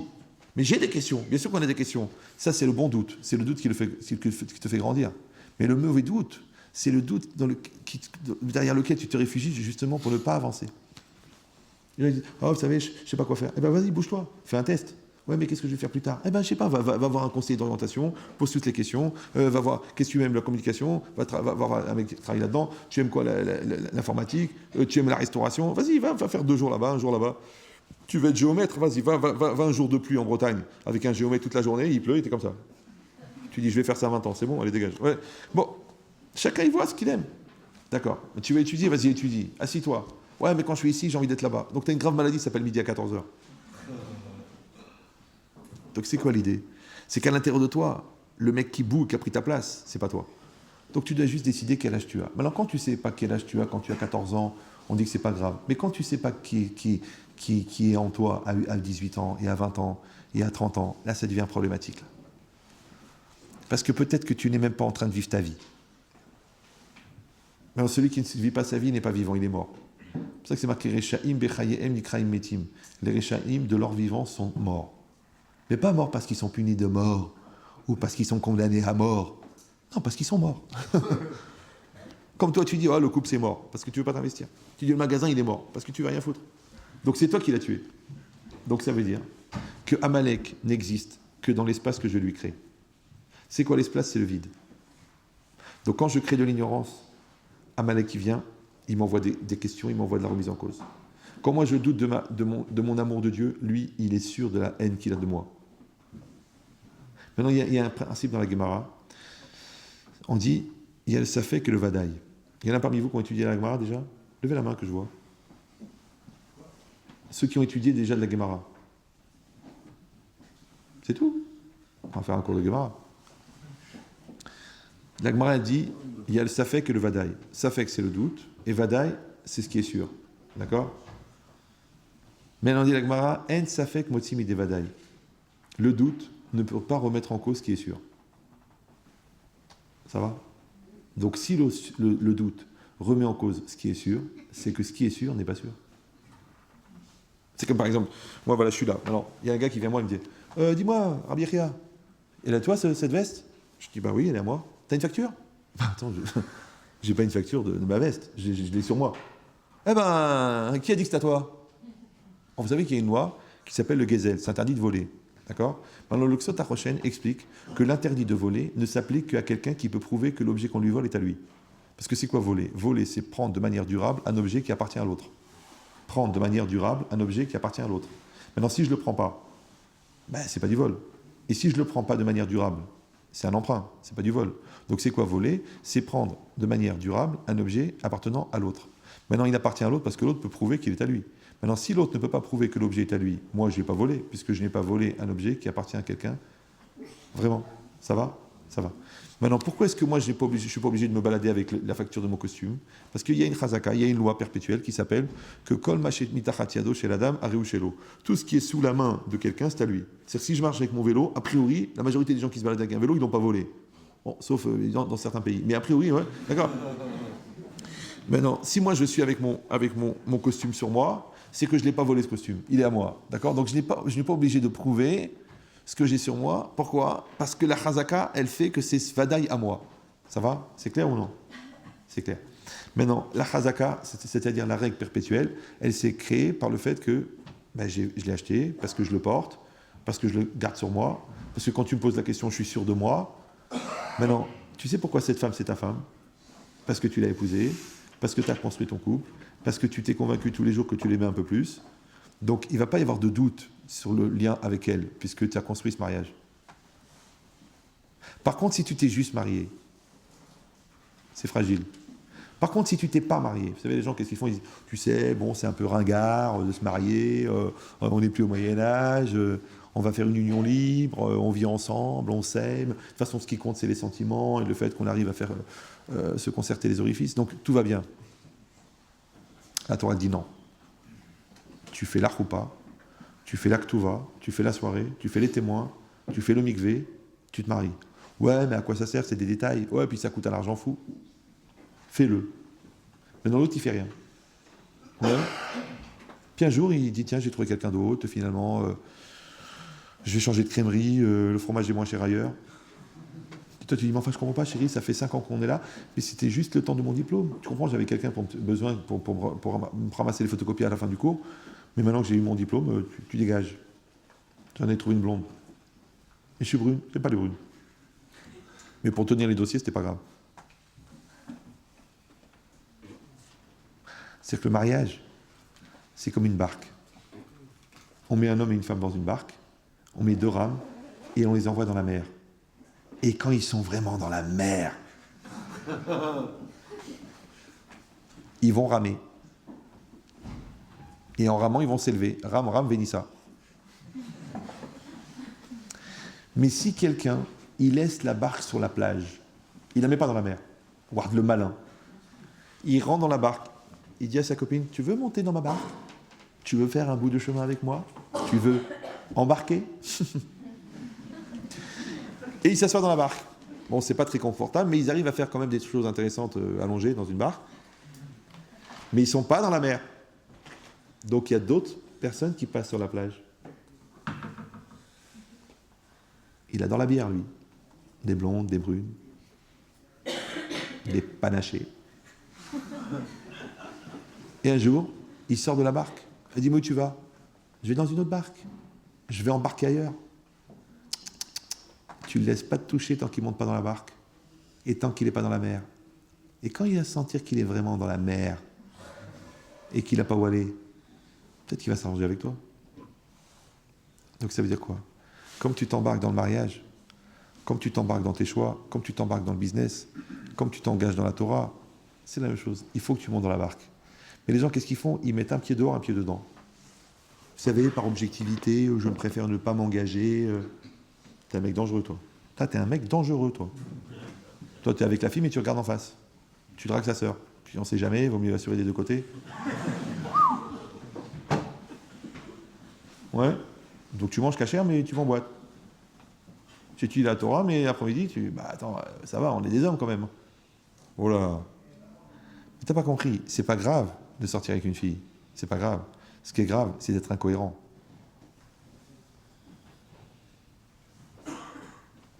Parce que l'incohérence, ça supporte rien. Ça tient rien, ça s'écroule, ça tient pas. Tu m'aimes, tu m'aimes pas, tu m'aimes pas. T'es investi, t'es investi, t'es pas investi, t'es pas investi. T'es religieux, t'es religieux, t'es pas religieux, t'es pas religieux. Mais décide. Ah, tu dis, mais j'arrive pas à décider. Alors tu dois réfléchir, pas pourquoi, pas que tu décides pas. C'est quel est le terrain de vide. Qu'est-ce qui s'est passé quand tu as absorbé la Torah, quand tu as fait ta teshuva, quand tu t'es marié? Qu'est-ce qui s'est passé que tu n'as pas attrapé l'affirmation? Ça veut dire que tu as mélangé Amalek dedans. Au départ, pourquoi tu t'es marié? Pourquoi tu as rencontré cette fille? Qu'est-ce que tu cherches avec elle? Bon, au début, c'était comme ça. Je suis franchement... Bon, elle avait des intentions sincères, mais moi, franchement, je voulais délirer. Bon, puis on est resté longtemps ensemble, j'ai commencé à comparer, je me suis dit, bon, pourquoi pas, et puis finalement, je pense qu'elle était un peu enceinte, donc je me suis dit, bon, on va concrétiser, puis je connaissais ses parents, puis ça faisait déjà 3 ans, tu vois, tu t'es pas marié, toi. Toi, t'es resté là parce que tu savais pas où aller, ou toi, t'es resté là parce que tu étais obligé d'y aller. C'est pas bon. Tu t'es pas marié. Alors après, dans le couple, fais des efforts, remets-toi en cause, réfléchis, va vers elle. De toute façon, moi, je voulais pas, moi. Au fond, je voulais pas. C'est ça le problème. Donc toi, tu es rentré dans l'histoire avec le Satan. Tu es rentré dans l'histoire avec Amalek. Tu as commencé ce business avec Amalek. Tu as commencé ces études avec Amalek. Comprenez ou non? C'est que tu n'as pas été entier dans ton choix. Tu n'as pas tranché dans ce choix. Tu n'as pas été à 100% dans ce choix. Alors c'est lourd. Alors comment tu vas faire maintenant que tu es déjà dans ce non-choix? Tu es déjà dans ce doute, tu es déjà dans cette instabilité. Alors la Gemara, elle dit, celui qui a mangé sans faire de bracha, qu'est-ce qu'il doit faire? Il doit aller apprendre les halachot. C'est-à-dire que celui qui n'est pas a priori, donc qui est a posteriori, la seule manière de faire teshuva sur l'a posteriori, c'est de se remettre a priori. Vous avez compris ou non? Et si tu n'arrives pas à te remettre a priori, sache que ton a posteriori, il peut durer une vie entière. Simplement parce que tu n'as pas remis les pendules à l'heure. Remets les pendules à l'heure. Recadre-toi, redécide, truc. Et c'est ce qui est marqué avec Amalek. La Torah, elle a dit qu'on doit faire une guerre contre Amalek dans toutes les générations. D'accord? Mais tu n'as pas demandé de prendre un glaive ou un pistolet et d'aller tirer une balle entre les yeux de certaines personnes nerveuses. Ouais, ça ne sert à rien. Tu dis, ouais, mais nous on est là pour défendre Israël. Israël vaincra. Mais ça, on n'a pas besoin de ça. Nous, ça fait 3000 ans qu'on fonctionne. Tu crois qu'on a besoin des gens? Ils sont tous passés, ils ont tous disparu. Par contre, toi, tu dois retravailler ta conviction. Tu dois retravailler ta force. Tu dois retravailler ton engagement. Parce que si l'autre, il est apparu, c'est parce qu'il y avait un flou chez toi. Si l'autre, il est apparu, c'est parce qu'il y avait un vide chez toi. Donc toi, tu dois dire comment je dois remplir ce vide. C'est ça, Refidim. Chez Rafou, il y a des Eminatora. C'est-à-dire que quand quelqu'un il se dit ça, c'est le bon Dieu, il veut qu'on se reprenne en main. Oui, il y a trop de juifs qui sont à côté de la plaque, il y a trop de gens qui trouvent normal de transgresser Shabbat tranquille, de manger taref tranquille, dans des restaurants tranquilles. C'est pas normal. C'est pas normal. Oui, il y a trop de gens qui croient que la culture de la mémoire, c'est une religion. Non, ils ont rendu sacré la Shoah. Qu'est-ce qu'il a fait, lui? Il a désacralisé la Shoah. Parce que tu dois comprendre, la Shoah c'est horrible, mais c'est pas une religion. Là tu dis, je mange pas cachère, je fais rien du tout, mais je respecte la mémoire. Mais Baba, sache que pour la destruction du temple, il y a eu plus de morts qu'à Auschwitz. Oui, sur une versant de une montagne, il y a eu 3 millions de morts qui ont été exécutés sur une pierre, que la Gemara, elle disait qu'il y avait du sang jusqu'en haut du genou. Confirmation de notre rave local. Ouais. Donc c'est quoi l'idée? C'est quoi l'idée? C'est très important. Ça veut dire qu'il y en a eu des malheurs dans le monde. Il y en a eu des malheurs. Mais est-ce qu'un malheur, il est là pour que je pète les câbles et je remets tout en cause? Ou est-ce que le malheur, il est là pour que je l'absorbe et je continue à avancer? Peut-être un jour, tu vas perdre un bébé. Peut-être un jour, ta femme est extraordinaire et va partir de ce monde. Peut-être un jour, tu vas faire un dépôt de bilan. Peut-être tu vas être spolié sur une affaire que tu as construite pendant 20 ans et que ton comptable, il va embrouiller les comptes avec ton beau-frère, ils vont tout te prendre. 10 millions d'euros d'immobilier. Tu dis, mais je vais devenir fou. Et comment tu vas faire pour survivre? Donc, ou tu vas tirer une balle, ou tu vas dire, j'ai des valeurs plus importantes que ça. Maintenant, les valeurs plus importantes, c'est le contrepoids. Donc, la mitzvah, c'est pas de lutter contre Amalek. La mitzvah, c'est de créer le contrepoids pour que quand Amalek va taper dans la carcasse, elle va pas bouger. Quand le tsunami va arriver, le bateau, il va pas bouger. C'est ça qui est important. Donc, ça veut dire que la guerre contre Amalek, c'est la guerre contre le doute. Maintenant, toute cette fragilité, elle vient de l'ignorance et elle vient du manque de simcha. Parce que le Yetzer Hara, il s'attaque à deux genres de personnes. Ceux qui ne sont pas dans la joie et ceux qui sont ignorants. Donc tu dois apprendre beaucoup de Torah et pas simplement comme ça de faire des petits stages, genre je fais une semaine là-bas, une semaine là-bas. Tu dois apprendre, tu dois intégrer. Oui, tu dois écrire. Vous prenez un cours comme ça, vous le mettez par écrit. Pas vous l'avez écouté comme ça une fois, vous dites « Ouais, c'est sympa, il est bien. Tiens, je reviens mardi prochain, sympa, en plus il y a des filles. » Ouais. Non, tu prends le cours, tu le mets par écrit. Après, tu l'as mis par écrit, tu prends toutes les étapes. Après les étapes, tu les sépares en actions. Et chaque action, tu l'étales sur une semaine. Et cette semaine, tu dis, tiens, je vais travailler sur la partie qu'on a dit qu'il faut être entier dans ses choix. Et là, sur la partie qu'on a dit qu'il faut arriver à finaliser. Et là, on va dire, et tu travailles. Ça veut dire quoi? Tu vas devenir ce que tu apprends. Parce que c'est si je vais faire des copier-coller entre la bouche de l'un et les oreilles de l'autre, c'est dommage. Tu es devenu un CD. Et un CD, ça va. Des CD, c'est mortel. D'accord? Donc ça, c'est la partie connaissance. Et l'autre partie, c'est la partie simcha. Sachez que les Yetzer Hara s'attaquent aux gens qui sont tristes. Maintenant, tu peux avoir une joie vraie, tu peux avoir une joie fausse. Tu peux te déchirer à la vodka, tu peux fumer des joints, tu peux faire une super soirée, super sympa, super déchirée, super cool à Eilat, oui, ou à Ibiza. Mais Ibiza, c'est Bisayon. Donc la vraie question, c'est comment tu te sens le lendemain matin. Si le lendemain matin, en te levant, tu dis, mais qu'est-ce qu'il fait ce mec-là dans mon lit? C'est un problème. Surtout si t'es un mec, d'accord? Deuxièmement, ouais, tu dis, mais qu'est-ce que j'ai fait hier soir? J'ai mal à la tête. Après, tu dis, est-ce que j'ai grandi de cette nuit que j'ai passée à gigoter ou à faire le shawarma en plein milieu de la piste? Ouais. Qu'est-ce que tu as fait de cette soirée? Qu'est-ce que tu as fait de cette vie? Qu'est-ce que tu as grandi? Qu'est-ce que tu as évolué? Tu réfléchis. Et si tu en fais 6 par semaine, il faut encore plus réfléchir. Tu dis, ouais, mais je me déchire, je suis jeune, j'ai envie de kiffer. Mais tu as kiffé quoi? Tu t'es tellement déchiré au vodka que ton cerveau il va à la vitesse d'une tortue. Tu as tellement défoncé au shit que ta tête maintenant, elle ne sert plus à rien, c'est une espèce d'éponge à film américain idiot. Ouais. C'est dommage. Parce que je dis, des gens avec la Torah, avec l'intelligence, avec la vivacité d'esprit, avec la pureté, avec l'investissement, avec la confiance en eux, la vie, elle n'est pas facile. Alors, avec le cerveau ralenti, avec un Yetzer Hara qui te fait confondre les hémisphères du haut avec les hémisphères du bas, des gens qui vivent au pôle Nord mais qui habitent à l'équateur. Oui. Comment tu vas faire pour réussir? Comment tu vas traverser ce tsunami de lourdeur que la société te propose si tu n'es pas fort? Donc Amalek, il fait son travail. Ouais. La partie voyante d'Amalek, la partie noire, la partie rose d'Amalek, elle fait son travail. La vraie question, c'est est-ce que toi, tu as comblé le vide? Maintenant, si tu as comblé le vide, ça veut dire que tu as créé le Beth Amikdash dans ta tête. Tu as créé le temple de référence dans ta tête. Veshachanti betocham, je résiderai parmi vous. Maintenant, si toi, tu as construit le temple dans ta tête, parce que tu as construit l'intelligence, tu as appris une Torah qui est vécue, tu as appris la stabilité, tu as appris le maintien, tu as appris la pureté, tu as appris la sincérité. Donc ça veut dire que ça s'appelle que tu as créé le da'at. Donc maintenant tu as la maturité juive, pas seulement la maturité d'un homme. C'est bien d'être un homme bien, oui, mais il faut être un tzaddik, il faut être une tzadékette. Il faut que tu sois un homme bien selon la définition juive, c'est-à-dire encore plus grande, encore plus d'exigence. Quand tu es comme ça s'appelle que tu as construit la DA. Et la Gemara, elle a dit Gdola DA shenitna ben shte otiyot. Elle est grande la DA qui est placée entre deux lettres, parce que d'un côté tu as Kel, c'est Aleph Lamed, c'est un nom de Dieu, et de l'autre côté tu as Hachem Yud Ke Vav Ke. Donc quand tu marches dans la vie, tu traverses la vie, avec Hachem d'un côté et Hachem de l'autre, mais qu'est-ce que tu crois qui va t'arriver? D'accord? Mais quand tu marches avec Christine et Jennifer, qu'est-ce que tu crois qui va t'arriver? En plus, tu t'appelles Kevin. Kevin, ce qui va t'arriver. D'accord? Donc tu fais l'inverse. D'accord? Tu te renforces, tu multiplies les efforts, tu écoutes, tu travailles, tu grandis ta émouna, tu grandis ta simcha, tu grandis ta connaissance et tu traverses la vie avec facilité. Chazak Obaru.